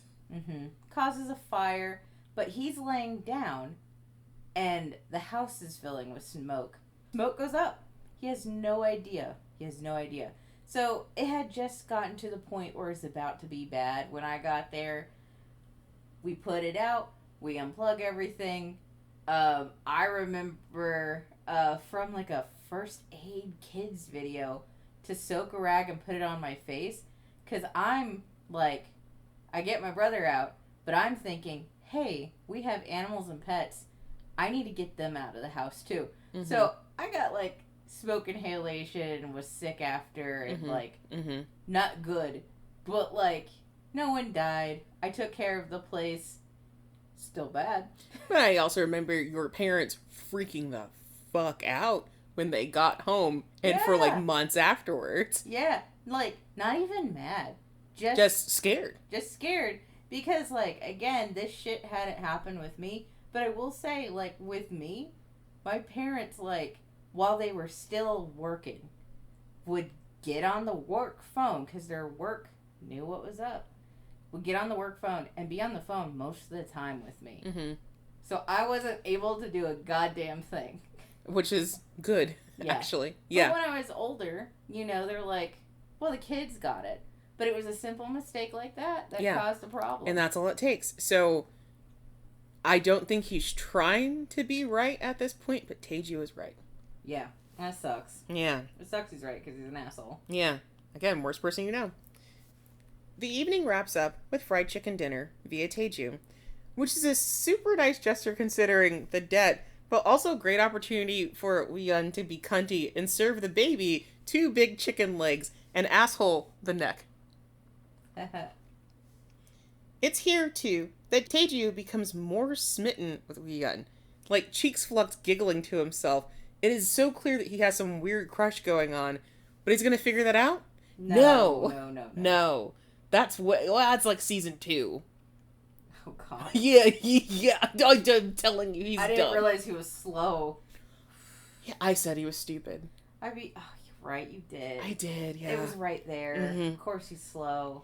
But yeah, so every little thing that Euihyun is doing where he's being a jerk, he's just like, ha, hee hee. You know, to be fair, I feel like when you're dumb, you're more like an animal, so I thought he'd be able to sniff that shit out. I guess it only works with lust. I will explain how that goes as well later. About you think you'd be able to sniff it out. We'll get into a little bit of how that plays out as well too. But before Taeju slinks off into the night, he tries to convince Euihyun once again to work at the host club. It's like, hey, let's spend more time with the kid. And then steals a kiss for some reason. Like, Euihyun grabs Taeju's arm to ask him about the guy he beat up. And then he's like, oh, I thought you wanted to kiss me. And Euihyun just looks at him like, are you fucking crazy? And then... I'd make him pay for that, too. Punches him again. No. Physical abuse and cash. Yeah. So punches him again. And then he's encouraged not to worry too much about what's happening with Young-do and his month-long hospital stay. Month-long? Yeah, so now, because a month has passed. I said it earlier, a month has passed. And he's been working and paying off debt and stuff like that. But that means the motherfucker's still in the hospital, which is insane. Man. So life's coming at you fast. That sucks because, again, I'm like, man, when that fucker gets out, he's gonna be a problem. This, unfortunately, is where things start to fall apart for Euihyun. Because Taeju, despite his ongoing sex pest behavior and general lack of brain cells, is right. Mm-hmm. Euihyun's boss at the restaurant gets pissed because her dear boy keeps coming in late. Like, the owner literally tattles to Taeju because the owner of the restaurant is one person, he's the boss and the owner, and then the landlord for the restaurant is Taeju. And so it is a mob-run restaurant, but mob ties are not supposed to be brought up in the restaurant is what it is, right? So he's tattled, and so Taeju's even calling Euihyun like, hey, don't be late again or he's going to fire you, and then what job we're going to work kind of thing. But Euihyun has to stop off at the apartment between his morning and afternoon jobs to check on his little brother, or he really would be alone all day until he actually gets off. At the same time, Euihyun's family home sells, but not for nearly as much as anyone had hoped. It barely nets $60K, instantly doubling the amount that he's expected to pay back. And in Taeju's defense, he also thought, oh, this is going to pay out dividends. And so this is where it starts to get a little bit weird, at least for me, where I was like, is he actually upset that they didn't actually get more from the house? And he's like, yeah. Because to them, I guess it's more of a sure bet to get that money from the house than make the person pay off only a third of it than having them pay off 2/3 of it on their own, that's right? A lot. And so even he's like, I thought for sure we were going to get more. Mm-hmm. What the fuck? And then he volunteers to deliver this news, because of course he does, and everyone at the office snickers about it. Because they already know he has a crush. Yeah, everyone else, including his also kind of dumb cousin, she's just like got a book on her face, and she just snickers. And then his other two subordinates also snicker as he's like, I'm gonna go tell him, and they're like, aw, what an idiot. As if things could get any worse, Euihyun stops off at home as usual to find his little brother isn't awake yet. Poor baby's come down with a fever and is too sick to abandon at home for the rest of the day. Euihyun scoops up his brother and begins a frantic search for cold medicine, of which they do not have, because he hasn't even considered that since they just ran away from home before all this shit got started. Right as Captain Asshole shows up with more bad news. Taeju is just here to be a nuisance and is initially obvious to Euihyun's plight, but watching him consumed with worry and genuinely struggling gives him pause. You can legit see Taeju's brain stop as he looks at the poor brothers. Because he just came in and be like, haha, anyway, you have more debt or whatever, wanted to see you. And then he's like, wait a second. What's this? Why are you guys look upset? What is this going on right here? The hamster powering Taeju's smooth brain awakens from its nap, giving its owner a great idea. And a wrinkle in his brain. One wrinkle forms. It contracts. Euihyun can't be late to the restaurant again, or he'll most certainly be fired. And the kiddo can't be home alone if he's sick. He should probably go to the hospital. So Taeju will handle it. Who's got 2 thumbs and is going to take care of your brother? This guy. Okay. He'll babysit Euihyun and take him to get checked out at the hospital so dearest Hyung can go fight the good fight in the food service mines. Brilliant idea, is what Euihyun would say if he trusted this man even the tiniest bit. Mm-hmm. He is, however, out of options, and Taeju is the only potentially responsible lifeline that he has. And Taeju at this point has picked Euihyun up and he's asked his driver/assistant to bring in some meds, so he looks the part of responsible at this part at least. Euihyun hesitates, but ultimately decides to leave his little brother with Taeju. And then he, rushes off to work. But he does that thing where he's, rushing off to work, and then he pauses, and then he comes back, and he's like, no, I shouldn't, and then eventually gets convinced, and he does leave. Yeah. Taeju's left in his wake, holding Euihyun, and looking confused as to what he originally came here for. He literally says, what did I come here for again? His assistant also gives him a sidelong look, because this is legit not his fucking business. And what are you doing? You're going to take a child to the hospital for what? Mm-hmm. For what reason? And let me get to that point too. Oh yeah, I have to show... I kept the chicken scene. The 2 giant chicken legs. And the little neck. It's That's I'm very sensing funny. I'm sensing some favoritism, and it's yeah, shut the fuck up. Yeah, bruh.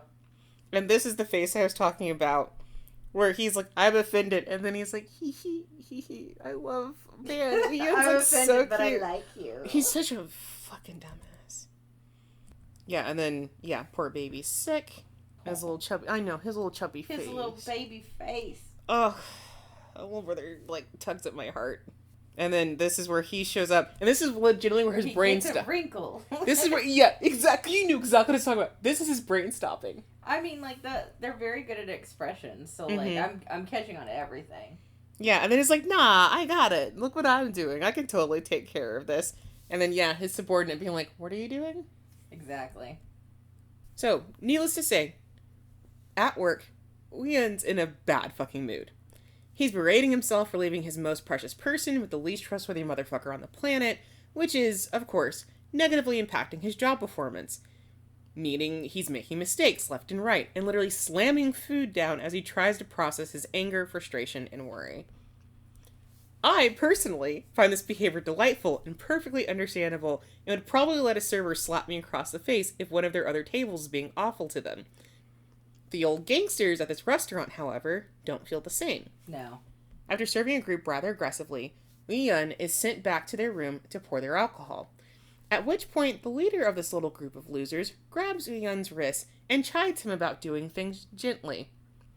You shouldn't touch your server like that, but the mild wrist action is better than the firm ass grab this douche gives Euihyun immediately after that.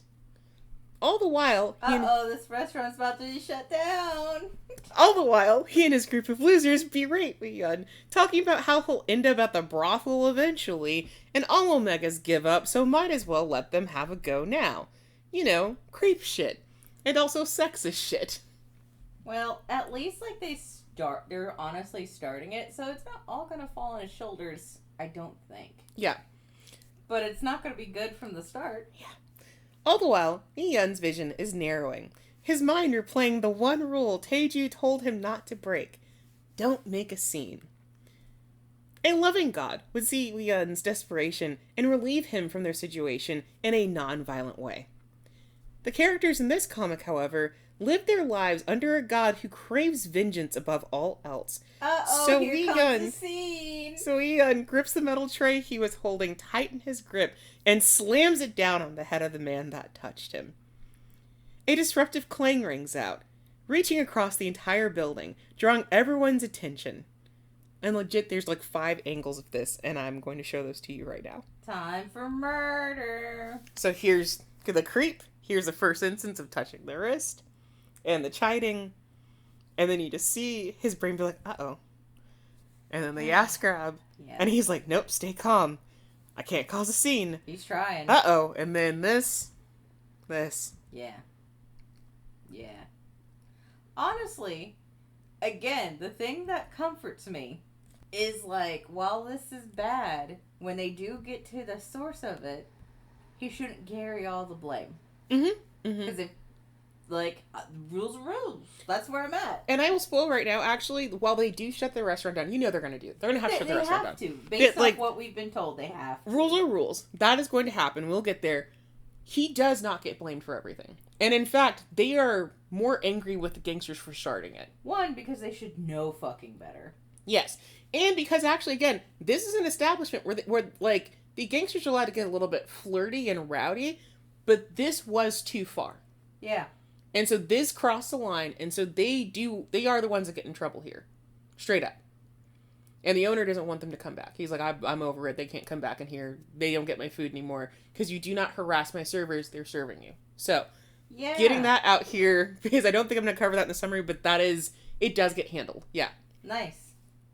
So, I love how violent this Omega is. Thank you. He's my favorite. He's my special boy.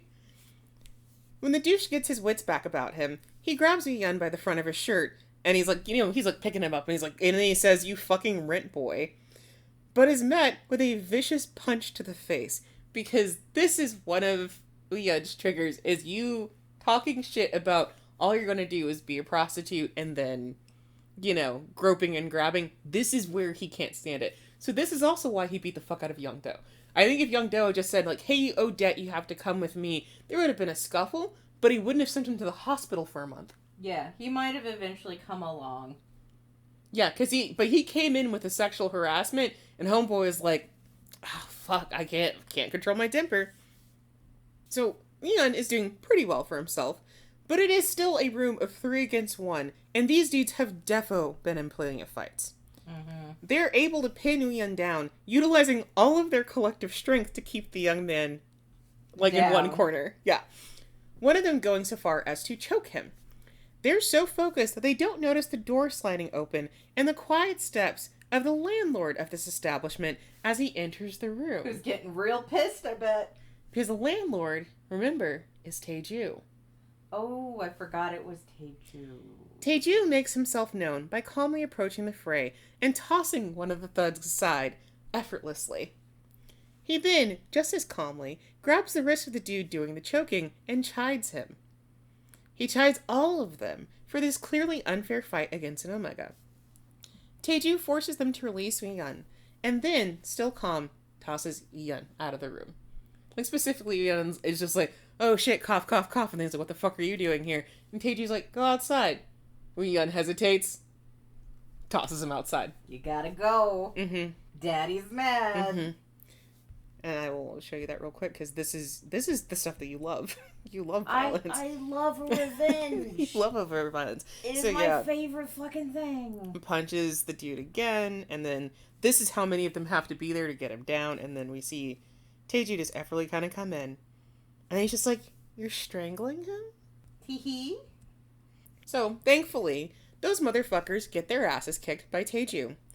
But there's still the issue of the restaurant and how it needs to close for the rest of the day. When Taeju exits the room, he reminds Euihyun of the cost of his temper, which only serves to make Euihyun angrier and more desperate.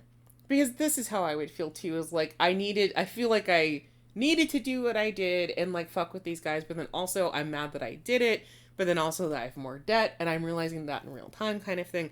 So he's going through it, He's right? drowning again.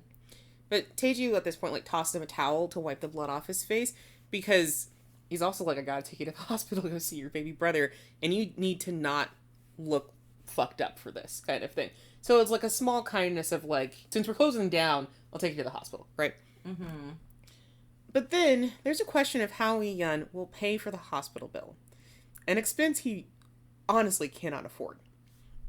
Taeju, wisest of his age, casually suggests sleeping with him one more time in exchange for clearing out some of his debt. Specifically, he says, like, let me tap that again. Euihyun sneers, for obvious reasons. But as they make their way through the restaurant, Taeju just kind of keeps going, and he's not, like, this is not a serious matter to him whatsoever. He's just kind of talking to talk, basically. Mm-hmm. But he keeps talking as though he hasn't been threatened and insulted within the last few minutes. And unfortunately, Taeju's words are quite convincing in this moment. Because he says, better it be me doing the plowing rather than a host of faceless strangers. And god damn it, he's once again not wrong. It's often how, like, the prostitution can start. Like, yeah, the pimp will come in and be like, it'll just be me. Like, a lot of prostitutes wind up being pimped out by a family member, mm-hmm. a friend, or their lover. Mm-hmm. And that's how it starts. So, like, ladies, men, and thems, Mm-hmm. to be real, if someone's like, let me pay you for sex, and this is not a kinky discussion, y'all are role-playing, that's a red flag, and you should be careful. Yes, yeah, and yes, always be careful of that, because sex work should be sex work, and you're making a cognitive decision about it. None of that blurred line bullshit, because that's where things get funky. Mm-hmm. Let's not blur the lines, let's keep it very straight. So, since Taeju's technically not wrong in this case, Euihyun agrees, but he threatens death if Taeju tries to screw him. No, why did I write that way? I mean... Yeah, that doesn't work. Sorry, screw him over, specifically, because he's like, if you try to pull out on this, or you try to change the terms, I will end your life. It is exactly what we said it was, or no dice. Yeah. With that, they make a pit stop by the hospital to check on Euihyun, who's very much fine, just sick and resting, so he's asleep at that point. They gave him an IV earlier, but otherwise he's fine. He just has a bad cold, and they need to get the fever down, but he's okay. Euihyun also gets evaluated for the cut on his forehead and the bruises around his neck, but they also determine he will be fine. It needs a couple of days to heal. Not a big deal. And then comes the fucking. They head back to the apartment so Euihyun can prostitute himself. It's what I have written down. I was in a mood writing this, truthfully. It's this again. We've said from the top. This is quite a story. Yeah. For me, again, I know some of this stuff. This feels very normal to hear about. Mm-hmm. I'm not as freaked out as you think. I just don't like the rape stuff. This feels so normal to me. Yeah, it's a. This story is one of those ones where if you've had a set of wonky situations in your life, this is not the worst that human beings have done to each other, and it's honestly more common than you want it to be, but also less common than you think it is, kind of thing. It's in a weird spot, but like humans do bad shit to each other all the time.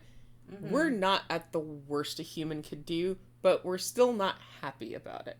No, like it's not a happy place to be, but like honestly, in that situation, that's the guy you'd want to sleep with. I can tell you 100% if I were in Euihyun's situation that I would have considered the prostitution pretty early just because of the, can I take care of my brother more? I understand why he didn't want to. I wouldn't be like chomping at the bit, like, let me do that. No, but I it's definitely your head.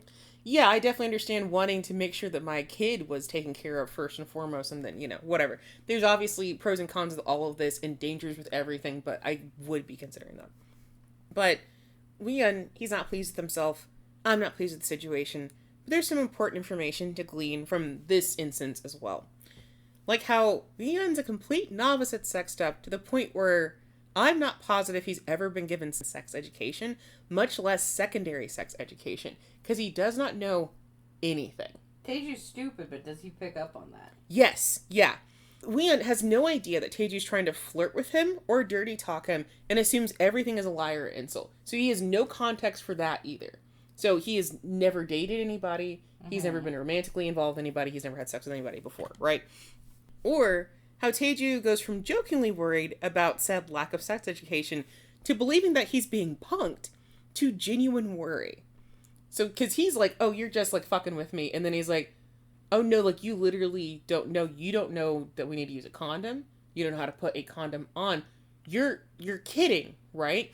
Yeah, and like that's like the real fucked up part is a lot of times these people like him, like this kid, yeah, they don't know that shit. Because he's too busy to worry about it. He's too busy to worry about it. Yeah. You're too busy to worry about what your body's doing, about how to use said body.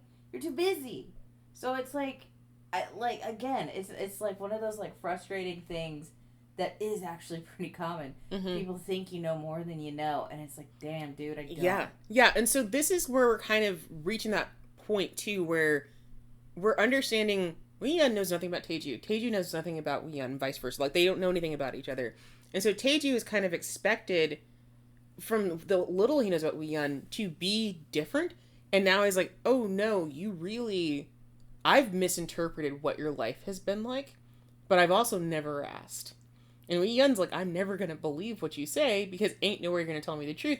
Your gangster going to lie to me. And so this is kind of where we get this established as well. But Taeju really even starts thinking like, dude, you can't be around other alphas because they'll take advantage of you. Like, somebody could trick you into doing something. And then he realizes, wait a second, homie's got the worst temper I've ever seen. And no one ever knows that he's an Omega on sight, because he certainly doesn't fucking act like one, or act like the stereotypes. And so I was like, no, he's been fine. The reason why he knows nothing about sex is because no one's ever tried to do anything to him, because he will apparently put you in the hospital for a month if you try anything. But what I also have to reiterate here, again, is that Taeju is still super fucking stupid. Because he describes Euihyun's scent as a specific type of early blooming flower that happens in the springtime that brings him peace. Which is absolutely red flag behavior in an Omegaverse. Because, I'm sorry, some dude smells nostalgic and comforting to you? My dude, you're not picking up on that's not what everybody else smells like? That this may mean something important to you? This might be, like, a thing. Yeah.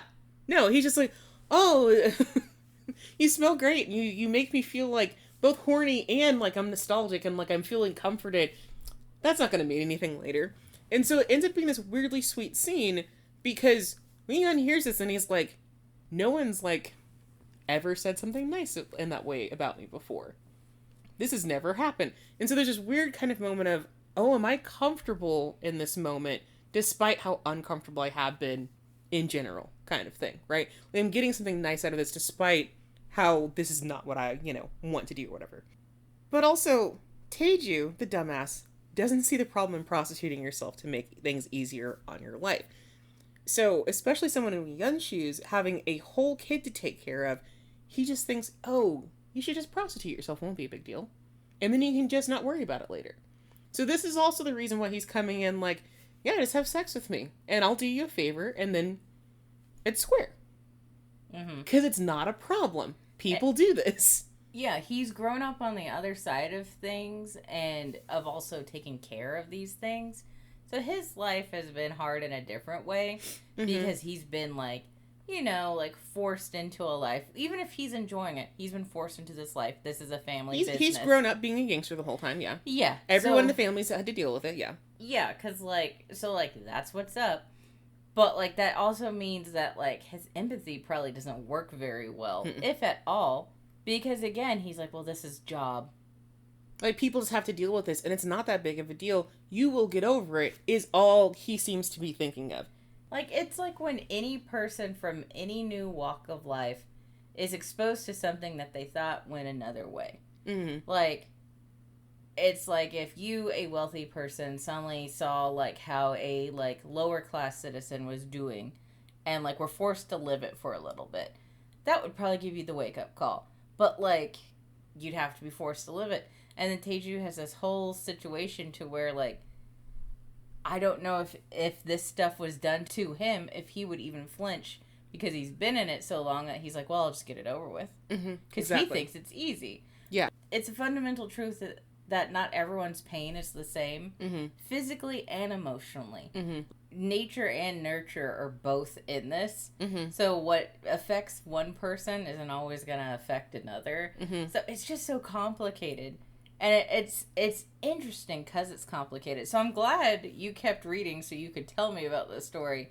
Yeah, it is truthfully interesting, and this is around where I started really being like, I'm going to have to be in this for the long haul. Unless something else changes and pushes me off, I'm going to be interested, because what do you mean you're just cavalier about this? Because your background, you don't really mean this. Oh, I thought you were doing all this with intent.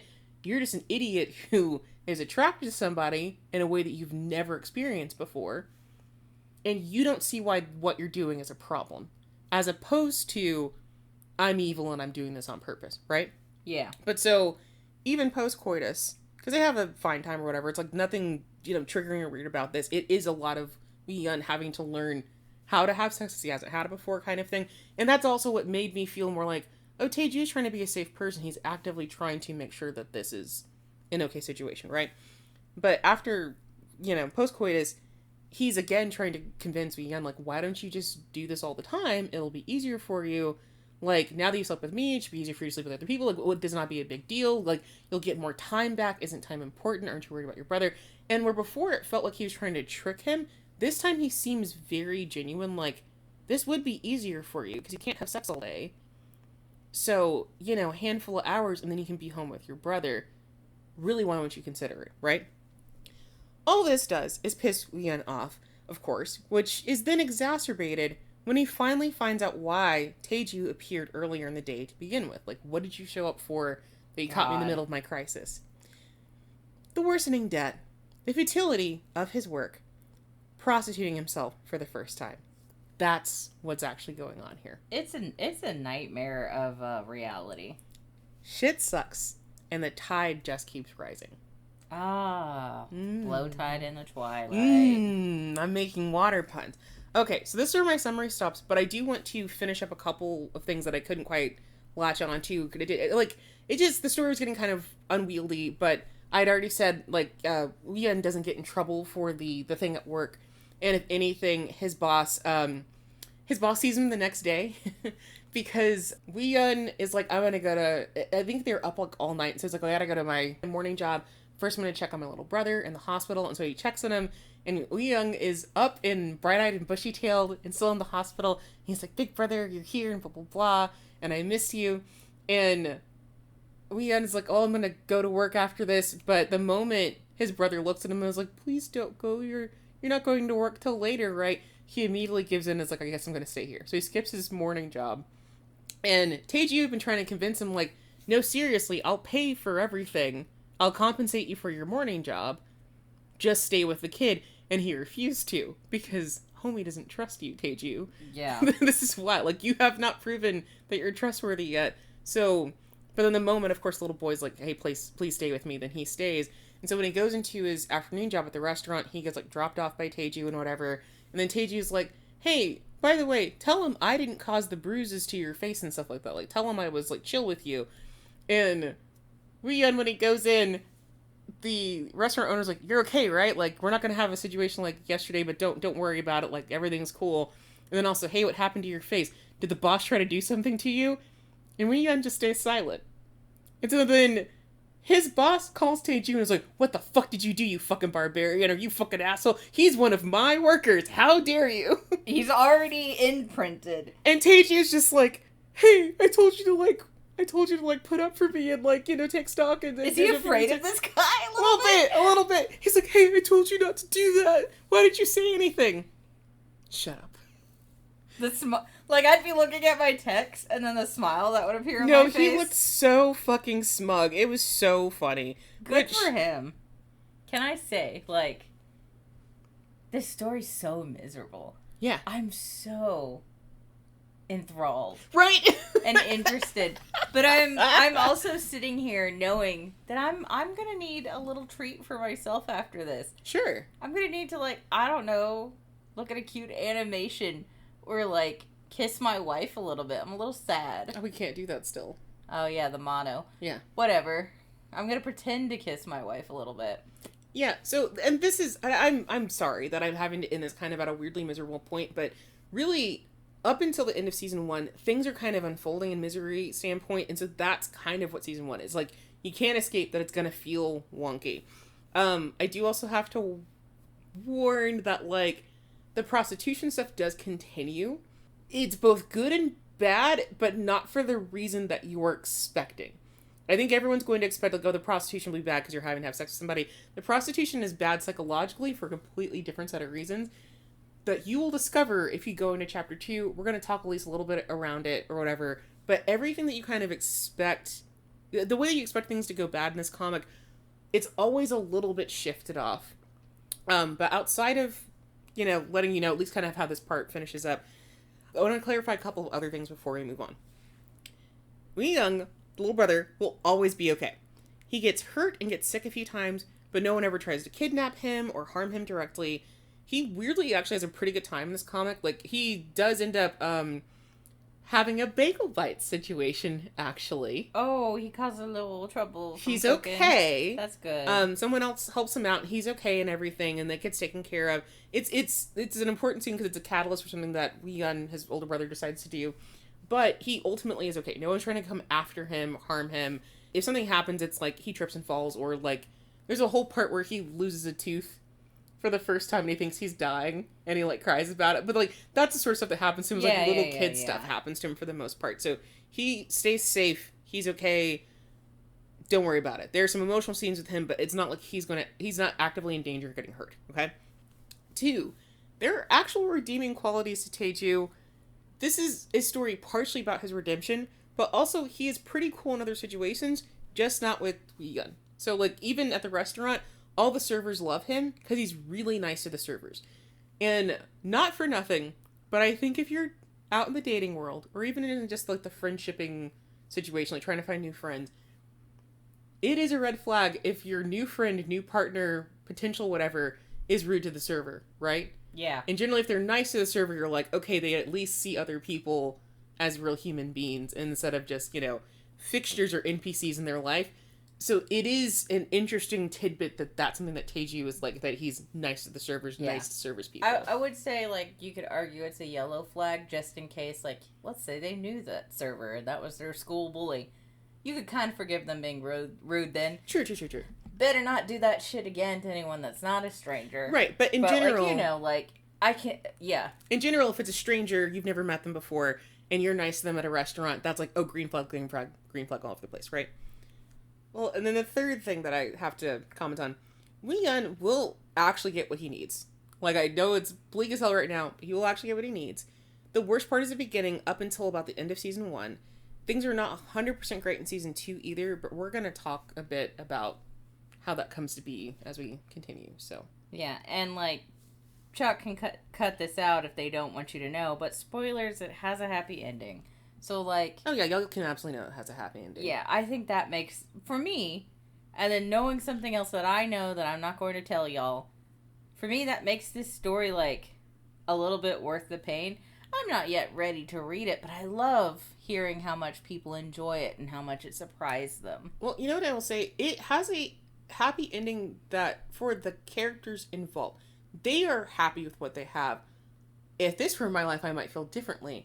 But they are happy with what they have, and so it, you know, you take it's like, oh, you guys are, this is the choice that you're making, okay, kind of thing. I respect their choices, because I think there are plenty of comics and stories in general that end where the people are happy but you don't agree with it. I wouldn't choose it for myself, but I get where they're coming from, and so I'm okay with it.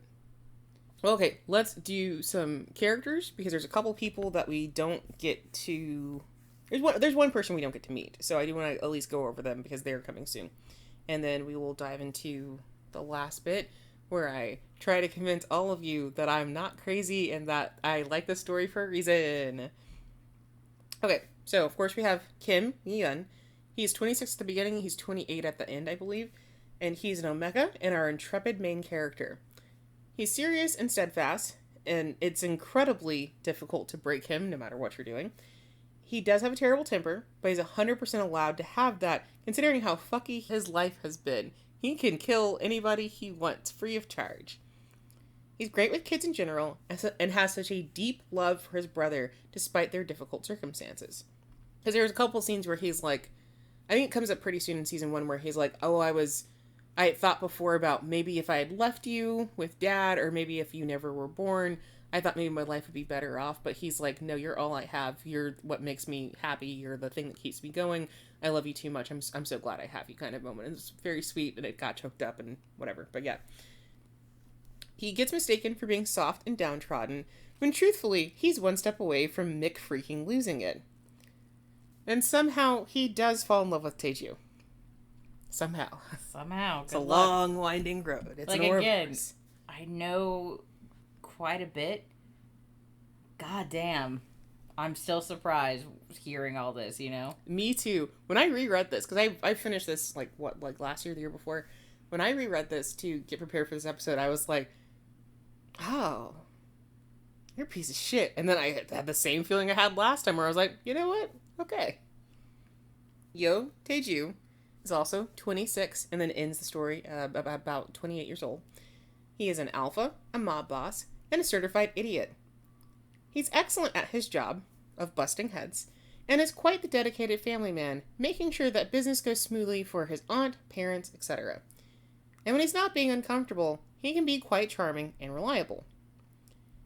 He knows absolutely nothing about romance, to the point that he plays himself for like 60 chapters. And he is already smitten with Euihyun. Has no idea. No, has no idea. And so I will say, if you're like, well, he doesn't deserve to, if he's got this crush on Euihyun, like, does he actually deserve to get Euihyun? I cannot express to you that it takes a long time for them to get together, and it's like the end of season 3. So this is not, he realizes, oh man, I fucked up, and I just get to have what I want. He has to work for it. He has to work for it for a long time. And he makes some good decisions that help him out, but he has to suffer and work for it for a long time. So then we have Kim Euihyun, who is between 6 and 8, I think. This was confusing for me because he acts definitely like he's 5, barely 6 years old. And then they talk about putting him in daycare and like preschool, but I don't remember which year that Korea decided they were going to start doing ages like the rest of the world, because they initially would call you 1 year old when you were born, and then you would go on from there. So a lot of Korean people, you thought they were 22, they were actually 21 kind of thing. So I don't know where this falls in with that, but they say he's between 6 and 7. close enough. Just know he's a little cutie, and he's still kind of toddling around, and he can't count that high yet. Okay? That's what you need to know. And he's at home, like, practicing his workbooks while his brother's at work and stuff like that. He's being, a good kiddo. But he is an undetermined secondary gender, and is Euihyun's little brother. He can be as fiercely determined as his big brother, but is also a big crier. His nickname from Taeju is Crybaby, and that sticks with him forever. Fantastic. He begins the comic very withdrawn and quiet, the hallmarks of a kid dealing with an abusive father, but he brightens up as the comic continues. He's a brocon by nature, but it's very sweet, and he's honestly the best little kiddo. Young is an alpha, and Taeju's head-busting cousin. They're raised like siblings, so they're super close and very similar. I'm in love with her.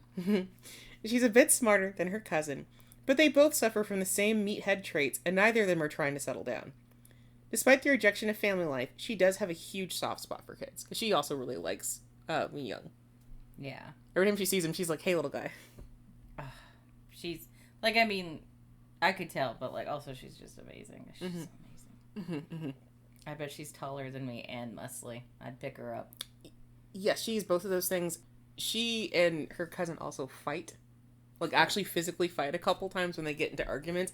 And I'm like, oh, okay. That's just how you solve things together. One of those. Oh, alright, idiots. Wow. Kim Se-hyuk is an alpha and Euihyun and Young's father. A jackass through and through.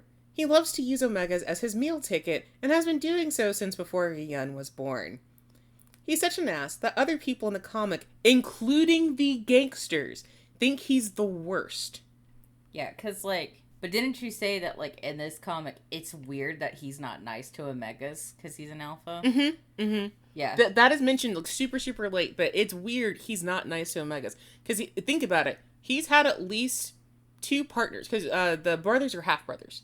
So he's had at least 2 partners that he cohabitated with long enough for them to drop the baby, and he's using them. He's really bad at this, and it's weird that every other alpha in here, if they get attached to an omega, is like, okay, they're mine, and he's like, I'll just get rid of them.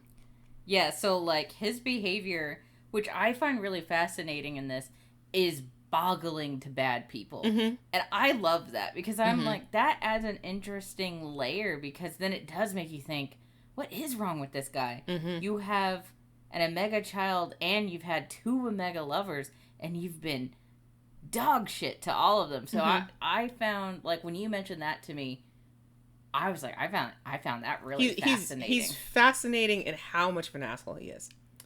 And he's also going to regret being like this.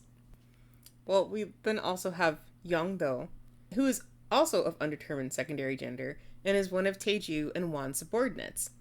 He is also, unsurprisingly, an asshole. He causes problems for Euihyun and Taeju because of pride, I guess? Wisdom is chasing him, but he's just too fucking fast. Would you call it, like, I'm bewildered by his character a little bit? Because, like, from what you've told me of him and from what I've heard of him now, like, he's worked with this gang for a good long while. He's seasoned. He's one of their best, actually. Usually for very specific tasks, he's, like, one of their best, yeah. So he's got to be a special kind of stupid... Because, like, he knows this behavior does not cut it. And yet he's going to keep trying. Yeah, I will say he gets it talking to you about what what they expect from him. And he goes against all of it. That's as detailed as I'll go. And it feels very confusing because what did you expect to get out of this, my dude? Sit the fuck down. This is what I'm saying. Wisdom's chasing him. And it's never going to catch up. Yeah. He's Usain Bolt out here. I mean, this is a real type of person who will, like... Sure. You're seeing with your oown fucking eyes, don't do this situation, and they do it anyways. Yeah. And I always wonder, I'm like, how does that work inside your head? Because I can't fathom. Like, if I see a guy who is, like, super strong, like, he's Vin Diesel motherfucker, he looks tough and scary, and he's like, hey, don't steal from me and we're good. And then you see someone steal from him, and then he does ungodly amounts of pain to that guy. What in your fucking head tells you to steal from this guy next? What tells you, I can do it better and without getting caught? If you know what would happen. Oh, hubris. That's what it is. It's his fucking hubris. You know, I will say that's probably Youngdo's thing, is like his hubris outweighs any sort of knowledge that he has. Yeah. I can't believe I forgot about that term. But again, his character, like, I don't hate as much as the dad, because the dad is just vile and disgusting in a way.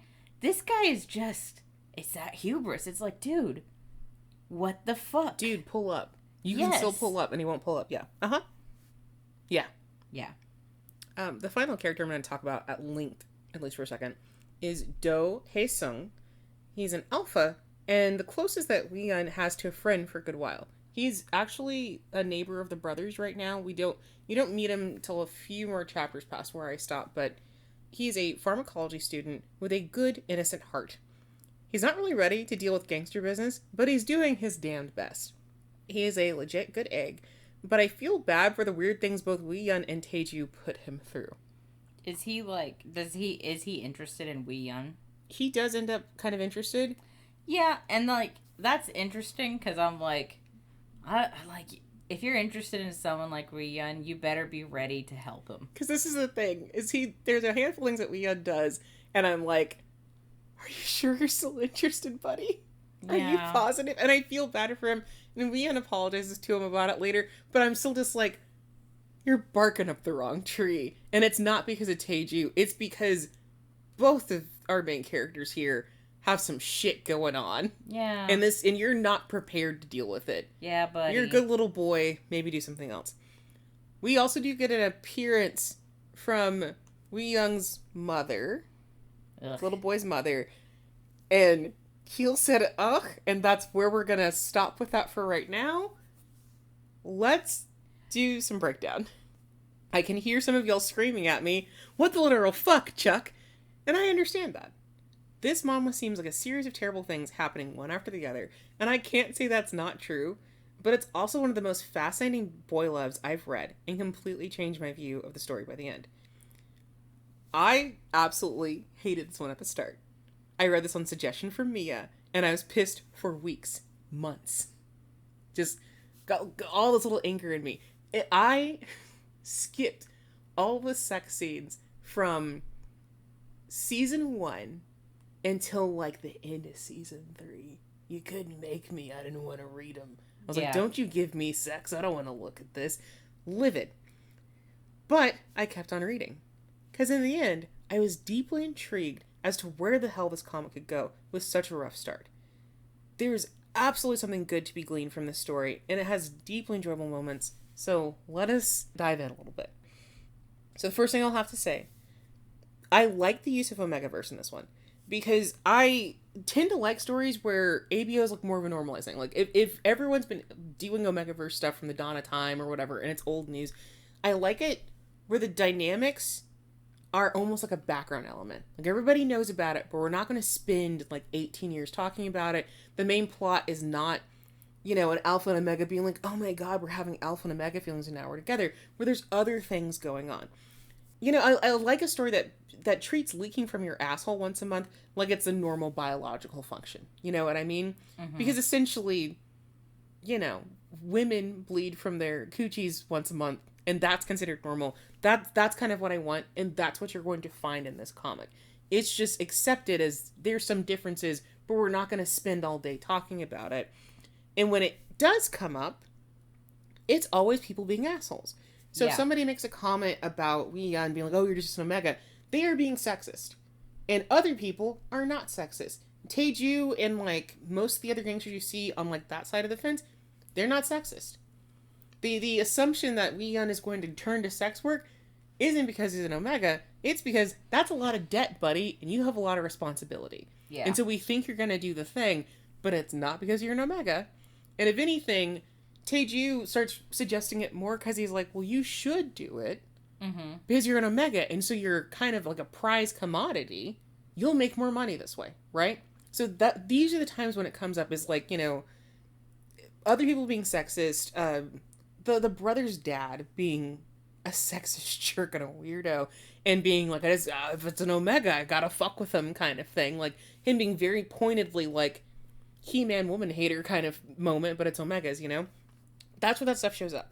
But outside of it being like a prejudice or like jerky thing of, bringing up your secondary genders, the other time it comes up the most is in sexual situations. And not just the typical, like, oh man, you smell so good and blah, blah, blah, but as like a sexual health thing. So, like, horny and safety reasons. So, like, when Taeju and Euihyun have sex, there's a lot of like, well, hey, you're an omega, I gotta put a condom on because I want you to get pregnant. And so they're bringing that up. Or being like, well, you have to make sure that your omega is aroused so that it's easier for you to have sex and have it safely. Or Taeju especially, like, uses his pheromones a lot to calm Euihyun down and make things relaxing. And he's trying to teach him to do the same thing, like, we'll have better sex if we do this and it's safer for everyone.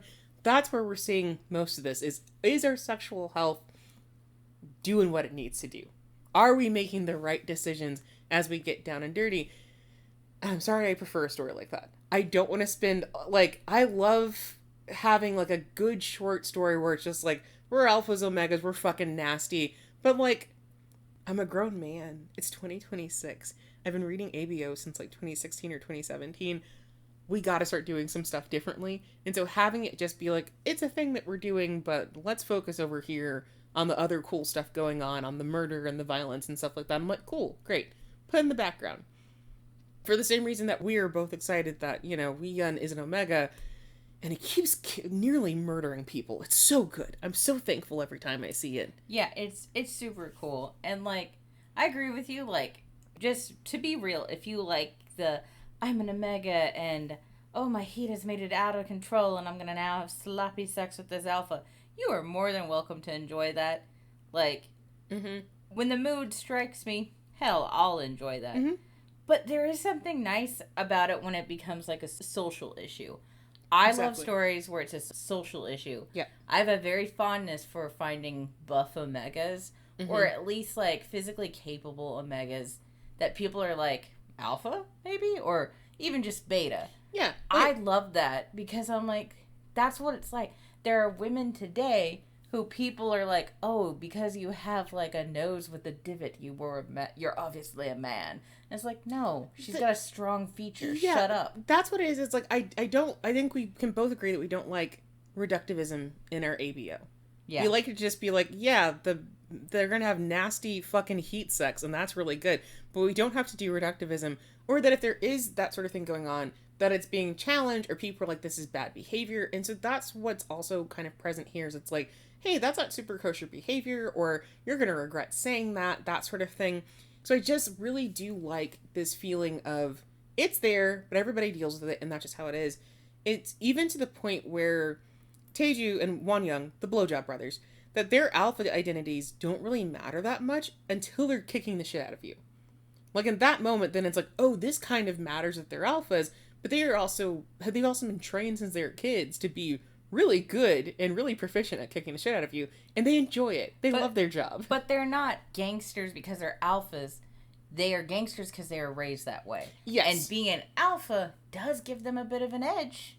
Yeah. But, like, it's not made them at the top of their food chain. Yeah, it's proven time again that they put in a lot of effort in addition to being alphas for this to work out in their favor. But that it is a family business because Taeju has 2 siblings that they are not in the beating people up business. They don't do that shit. They do all business stuff. They're smarter than Taeju. Is part of the issue. They're smarter than he is. They took all the brain cells. So they do more business stuff. And so really his alphaness is not the deciding factor in his ability to do this. These are active choices that he's making. This is how he wants to live his life. And so this is why he and Wonyoung are doing this, right? All of this to say that, like, Taeju, while he is somewhat being driven by his alpha situation, he doesn't know it. And that's why I keep bringing up, like, he's an idiot. When I keep saying, like, he's becoming smitten, he doesn't realize it. This has never been important to him. The whole thing of, like, oh, fated person stuff does not get mentioned here at all. His pheromones affecting Euihyun a lot. He just thinks it's the typical normal amount. He doesn't realize that it's going further than that. Similarly, he doesn't realize that Euihyun is affecting him with his pheromones. That's never crossed either of their minds. Mm-hmm. That is not important. It doesn't get mentioned. And so as you're going through this entire comic and you're, like, pissed at Taeju, you're starting to realize, oh, if y'all had met under different circumstances, would y'all just be fucking nasty and dating each other because you can't get enough of each other? Or would you have just, like, two ships passing in the night never met up? And you kind of start building the case that, like, oh shit, yeah, your relationship isn't necessarily inevitable, but there's a part of it that, like, if you had been meeting not under duress, that this could have been different and more positive kind of thing. Because you're laying down all the tropes of a traditional ABO story of, like, oh, I'm obsessed with you, but they kind of don't let themselves do that. Taeju falls into it significantly more, where he becomes obsessed with Euihyun and he doesn't understand why. There's some scenes, like, a little bit after I finish the summary where, like, Wan Young's kind of teasing him and being like, hey, can I take a run at your Omega? And Taeju's not having it. And Wan Young's doing it specifically because she's like, you're being a fucking idiot, my dude. Yeah. And you need to pay attention. But so that's kind of the big thing that he's not paying attention to. And this is all kind of also a precursor to say, Taeju is not a bad person. I think he has done a lot of bad things, and I think he does plenty of bad things in this comic, but I would not say that he's any worse than a lot of other characters in this within the context of the story. And it's partially because of the gangster shit, of, like, he's doing gangster things, a lot of people in here are doing gangster things, but also because he has a lot of good qualities, he's just not using them on Euihyun. Yeah. I just gotta say, like, I always hate that, like, I'm not a bad person kind of thing. You know, there's just a lot of things I did in my life where I was like, I have to do this because I want to be a good person. But, like, you are a person. And as a person, you're just trying to live. Yeah. I do think that, like, you should be trying to do the best you can with, you know, with consideration to your fellow man. Yeah. But there's not going to be a day where you're perfect. There's going to be a day where you're like, I have to screw up. I have to have this, like, dumb fucking moment. I have to say the wrong thing to a person and I didn't mean to. That's not what I intended. Or I couldn't control myself. And, like, I always feel like, oh, there's this, like, dark, grim character, but he's not a bad person. No, like, life has led him to be a bad person. And, like, I think what would be better to say is, like, we're not evil. Well, like, criminals who do crime, like, have their limits, you know? Like, oh, I steal from people, but I'd never hurt a child. Like, so, what I was going to say, to further this, is everyone is a villain to someone at some point in their lives. Yeah. Is what I'm going to say. And so when I say that Taeju's not a bad person, I mean that specifically to Euihyun, he is a villain. To other debtors, he's obviously been a villain. People he's attacked, he's been a villain. But is he a villain in the grand scheme of this earth? No. He is doing what he's been raised and conditioned to do. He is being very successful at it. He enjoys it. But you can't say, like, oh, well, he's just sitting around kicking puppies. He's harming children actively. He's making choices that make the world a worse place all the time. No. And if anything, considering that apparently the construction business in Korea is corrupt, he's playing by the rules of the game. But it's also this kind of situation of, like, I guess the best you could call him is, like, lawful evil. Yeah. So if you wanted to go into, like, D&D terms, he's lawful evil because he has very specific things that he's not going to do. There are rules he's, you know, addressing things by. But also, he really isn't actively trying to be the worst person on Earth. A lot of it kind of comes down to not naivety, but ignorance. Yeah. And, like, the reason I'm even kind of thinking of this is, like, I've been seeing a lot of people, and I talk with a lot of, like fellow writers who will try to make these perfect characters. And I gotta be honest, guys, let them live in their flaws. Let them have some flaws. They don't have to have every flaw in the universe, but not every person is going to be perfect. And if you have someone who's trying, you really need to show that they've got anxiety. Yeah, hey, and what you're describing is exactly why I'm saying that Taeju is not as bad as you're thinking he is. He's done something bad.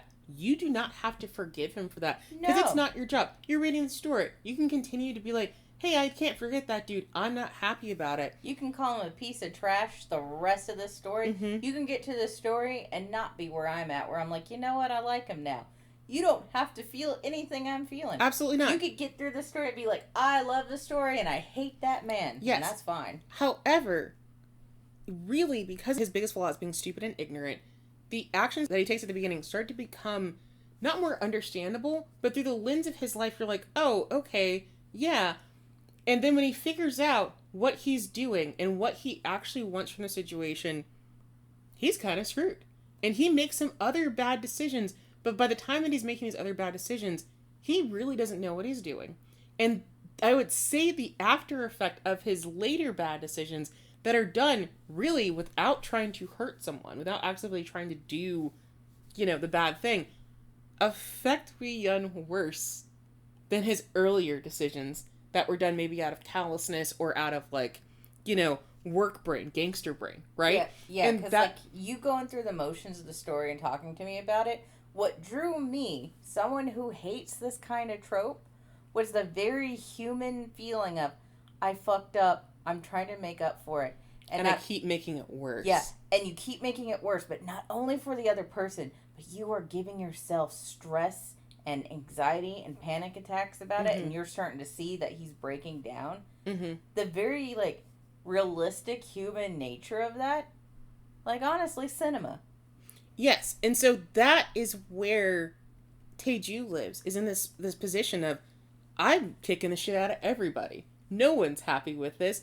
I do have to say, there's multiple scenes in here that involve rape. There's 3 specifically that lays in where this is hosted. They will warn you about those 3 instances or whatever. The first one is in chapter 2. I've already talked about it, but the second one, it's so deeply upsetting for everybody. So instead of it being a very straightforward situation of oh, I hate this guy, you're just upset, and you're just upset the whole time for everybody involved. Because it feels like there's no aggressor here. This is just bad and unfortunate, and this bad thing shouldn't be happening to these people. And you get to that point again, because by that time in the story, Taeju is trying his ass off to try to stop a runaway train that he was the conductor of, kind of thing. And so his actions are at best gray. I don't think he's the best person on earth, but I don't think he's a bad person. I think he's a person working within the framework that he knows of, which is being this rough and tumble gangster. And I would honestly say that everyone in this comic has their own bad in some way. No one's perfect. I think Euihyun is right for beating the fuck out of people, but I also think you almost killed a person, and you should have stopped before you almost killed a person. And that's too far. And there's other times when I'm yeah, you were right, but you should have calmed down off of this. The fact that he slammed a tray against somebody's head, that was super satisfying. You could have absolutely killed that man right then. And it does kind of get established that he's not that concerned about killing people from a person-to-person standpoint. He's concerned about having to be responsible for it from a debt perspective. Yeah. Yeah, and I like that. I really like that about him, because I don't think you would catch that at the beginning. But I think the more you see it, and as you sit in this, you're ooh, that anger's actually a problem. It's actually a problem. And when you think about it, it's yeah, because you were raised in this bad situation, so I feel bad for him. You were made in the story to feel sympathetic to Euihyun, but you also know that that person in real life who jumps to anger super quick, that's in a different story, in a different context. This is bad behavior. You don't need to get that fucking angry all the time, right? Yeah, and if he doesn't do something about it, let's say everything kept getting worse and worse, he could wind up like his dad. Exactly. And that's the threat. Are you going to become abusive just like the one that beget you, right? So he's not really a good person. Won Young, as hot as she is not a good person in the traditional situation. She's terrible, but I love her. Right. All of the Yeo family, so Taeju's parents and his siblings, they're all gangsters. They're not necessarily good people. Their subordinates are not necessarily good people. Obviously, the brother's dad is a terrible person. Young Do's a fucking idiot and a terrible person. Anybody that you meet has kind of something going on with them where they're not necessarily good. Even Hae-sung, the neighbor that I was telling you about, I don't think he's a bad person. I think he's the most normal person. But he is trying to stick his nose in something, but he's not ready to commit. And so even that's kind of looked down on as okay, so you want to help Euihyun because you have this crush on him, but you're not really ready to commit to being in danger. I'm not going to call you a coward. I think it's reasonable to not want to throw potentially your life away for a situation you don't fully understand. But even that's not seen as a fully everything that happens in this comic, it's not without consequences. It's not without its pros and cons to any of these situations. So this is what leads to feeling Taeju, his family, the rest of these gangsters in here, that they're the right people, that these other gangs are worse than them. which you have good reason to feel that way. That Kim Se-hyuk is a terrible fucking father and a true villain here. That Young-do is a stupid but true villain in here. And that most importantly, the worst person in here we haven't met, but it's Young's mom. I fucking hate him. Oh my god, I hate them so much. Again, I know everything about them, so I am literally biting my tongue. Chuck might even be cutting out a bunch of shit because I have no chill. I hate them so fucking much. I did not read it, and I hate them so fucking much. He's legitimately, I think, the worst character in here. Despite everything else that happens, he is the one that I have a strong level of hatred for. And when you read, or if you do read, what choices he makes, they are choices, even with or without context, you would consider, well, I get where he was coming from. But it's the active choices that he makes when he shows up in the story that it's like, oh, you are the worst person here. Because everyone else seems to have some sort of a reason, or at least some sort of, like, compass leading them to their true north, which might be shitty, but at least they're honest about it. But you show up with your bitch ass and ruin things for selfishness. And suddenly, it's like, oh yeah, I'd take the gangsters. Yeah. At that moment, you want the gangsters to be there rather than this normal fucking person. Yes. And I think that is what makes this story so fucking strong, is you get convinced these are good people. Yeah. And these are the true enemies. And I will also say about this mother, like, when you meet this character, I think you can rationalize, like, devil's advocate, man, they were going through something too. They're not all that bad, but really you're so in it, you hate this person. Like, if you've ever read Of Mice and Men, there, spoilers for that book, there's a female character who hits on the mentally challenged character whose name is escaping me. She, spoilers, dies on accident by his hand because he has trouble controlling his strength. And you hate her so fucking much. Mm-hmm. This man, because he's mentally unwell in a time when people don't understand, though he did it on accident, is going to get blamed and go through the worst kind of situation. And it is so fucking sad, and you hate her so much. This mother is this woman. Mm-hmm. Oof. Oof. I haven't, like, hated someone who, in the grand scheme of things, they're not this awful. Socially, they'd seem like an innocent. Yes, but what they do to people who are already in the worst situation ever is what makes you hate them. Mm-hmm. She sees a vulnerable man. Like, this woman in Of Mice and Men saw a vulnerable man. And was like, cool, I'm going to try out it. If you've seen the movie does not do her actions justice.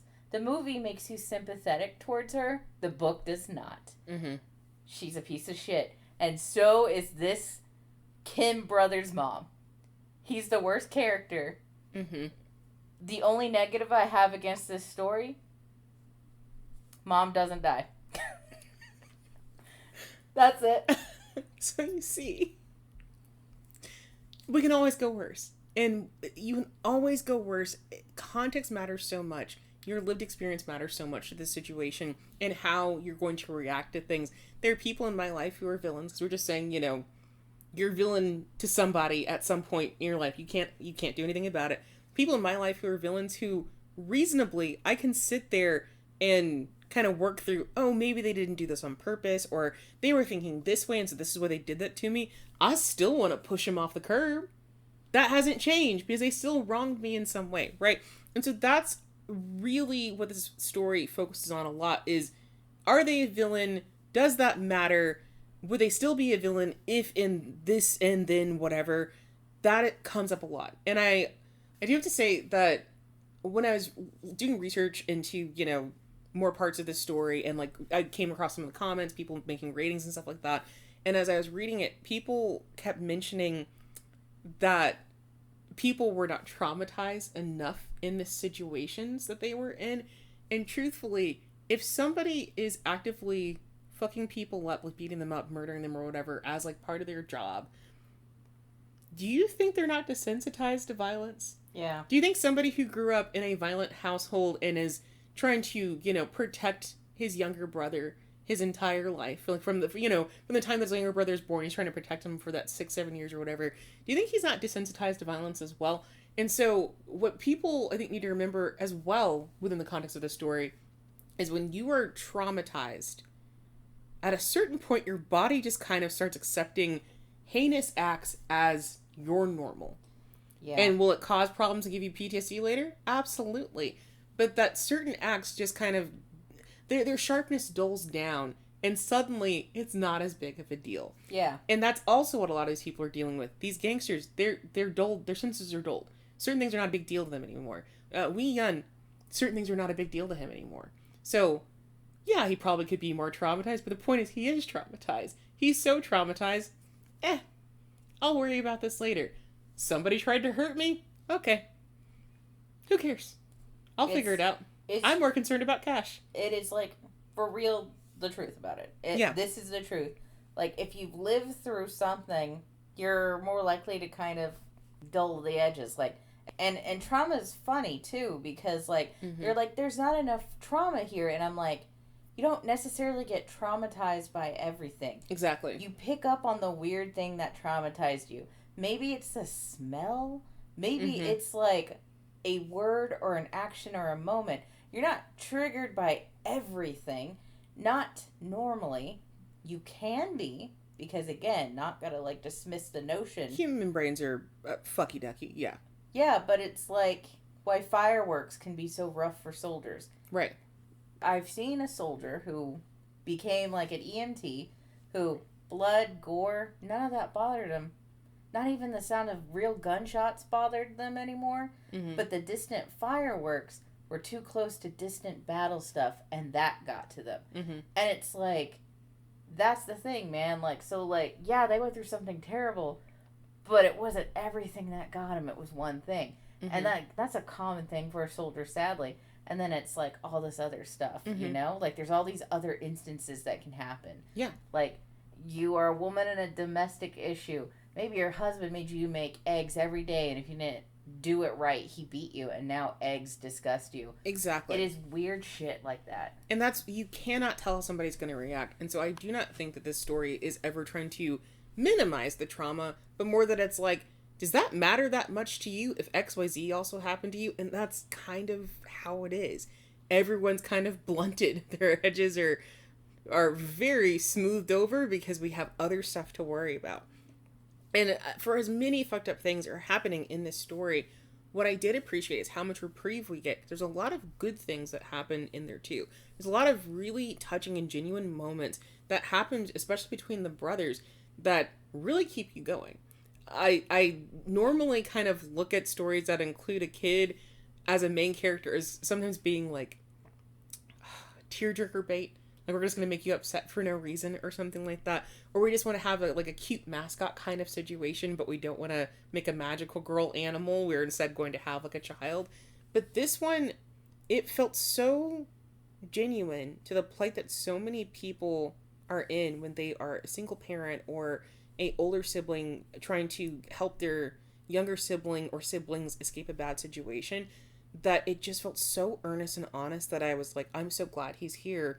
But also showing positive outcome of all the struggles that Euihyun is going through and how they play out for his younger brother really gives you some reprieve. So his own life may be going out of control. Euihyun may be suffering a lot in different ways, maybe having psychological issues or dealing with fear or whatever. But to watch Euihyun thrive and do better, you're like, okay, thank God. This is all worth it for something. Me reading this person's suffering is worth it because Euihyun is here and he's doing great. And he's happy and he's fulfilled and he can actually live like a kid for the first time in a long time. And I love that. I think this ties into one of the hallmarks of this comic is the pacing. Everything is laid out in a way where it's like, oh, I have a break. Yeah, this is bad. Here's a break. Yeah, this is bad. Here's some nasty sex. Yeah, this is bad, but we're going to do this. And then even sex scenes, I had to go through them quickly, but I did still have to stop and read because there's important nuggets in there. Not a moment in this comic feels like it's wasted. It all feels important. It's all establishing something. Every shot has something going on in it. And then the story structure itself is one of the reasons why I speak so highly about this, because the events at the beginning mirror events in the middle, mirror events at the end. So there's all these consistent callbacks that she's making to keep the theme going. And when I say that the beginning and end mirror each other, it is that chapter 2 problem that we're talking about. That rape gets mirrored in a way that truly makes the story feel complete and closes the circle on whatever weird feelings you were having. And it is that moment that I think a lot of people felt while they were actively reading that is, oh, that's weird. But actually, that's the correct path forward. That's the only way that these two people can continue to go forward and live a life that they are actively wanting to have, right? And the way this played out structurally, I think, is just a testament to how good of a writer that Yuja is. I really think she knew what she was doing here. I questioned her for a long time. I questioned her for like 90-something chapters. And then I said, fuck it, girl, you did it. This makes so much sense. I think you knew exactly how you wanted this to go. And I am in awe that you managed to tighten this up this way, right? I do have to say, I know I talked a little bit about Taeju's, like, development. I didn't really talk about Euihyun's at all. But I have to talk about it again in this way of kind of mirroring each other. That, like, Euihyun's biggest situation is that he is scared. And this comes up pretty early in the comic, that he is afraid. He doesn't seem afraid. He seems very steadfast and, like, well, he has his shit together and very aggressive. But ultimately, his aggression is all coming from fear. Because when you are the last bastion of hope in a child's life, you are going to get your shit done. But you are also petrified of things slipping out of your control and things turning bad, right? And as the story continues, Euihyun learns to let his fear go, to embrace stability, to stop being so suspicious of things, to kind of take the time to work on, man, my mental health seems kind of bad. I should maybe try to relax and figure that out. I should maybe get a hobby for the first time. I need to, like, separate myself from being nose to the grindstone all the time so that I can take a breather for myself. He gets a hobby in the extras, and I was so excited because he's never had one before. So he's having to shed all of these layers of fear that he has wrapped around himself to keep him going endlessly so he never slips up. And when he finally is able to let that go, he makes progress. He also gets the shit kicked out of him a little bit for it, but then he's still trying to make progress.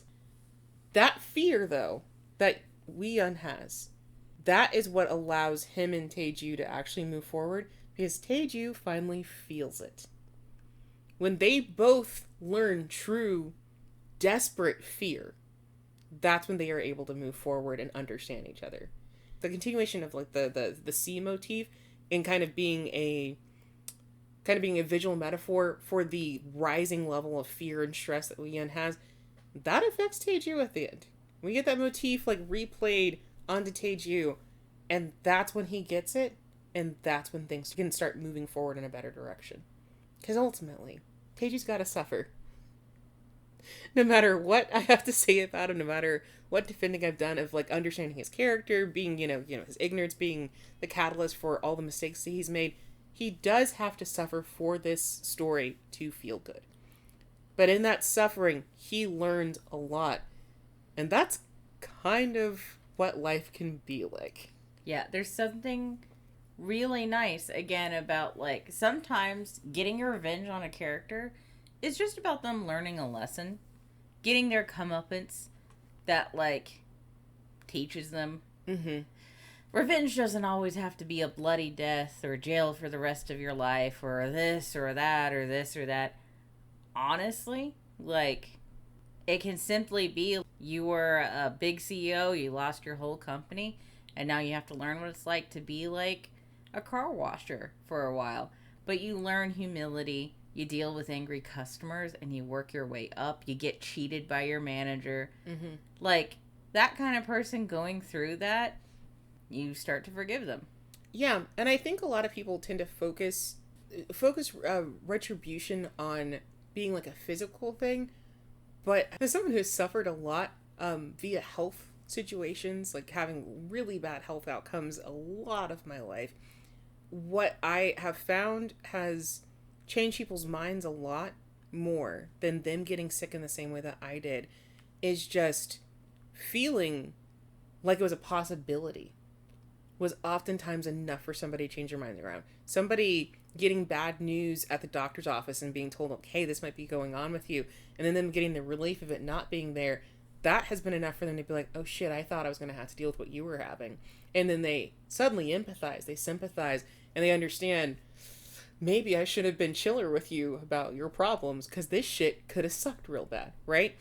Emotional growth can be enough. Your progress doesn't always have to be world ending. It doesn't, yeah, it doesn't have to be world ending. It doesn't have to be with spilt blood. It can just be, I had some thoughts and I'm wrong, and I now agree with you, and I'm so sorry. Yeah. That's what it can be sometimes, and that's totally okay, and it can have just as much impact as getting the shit kicked out of you. Ultimately, though, this is a comic about how ignorance can cause as much harm as active bad behavior, but also how committing to honesty and positive actions can pull you back from the brink. It's also about the joy that two fucked up people can find in one another, even when they meet at the right time but the wrong place. Because really, if your life has always been a mess, always been tough, always been tinged by danger, working towards a healthy, beautiful future is light work.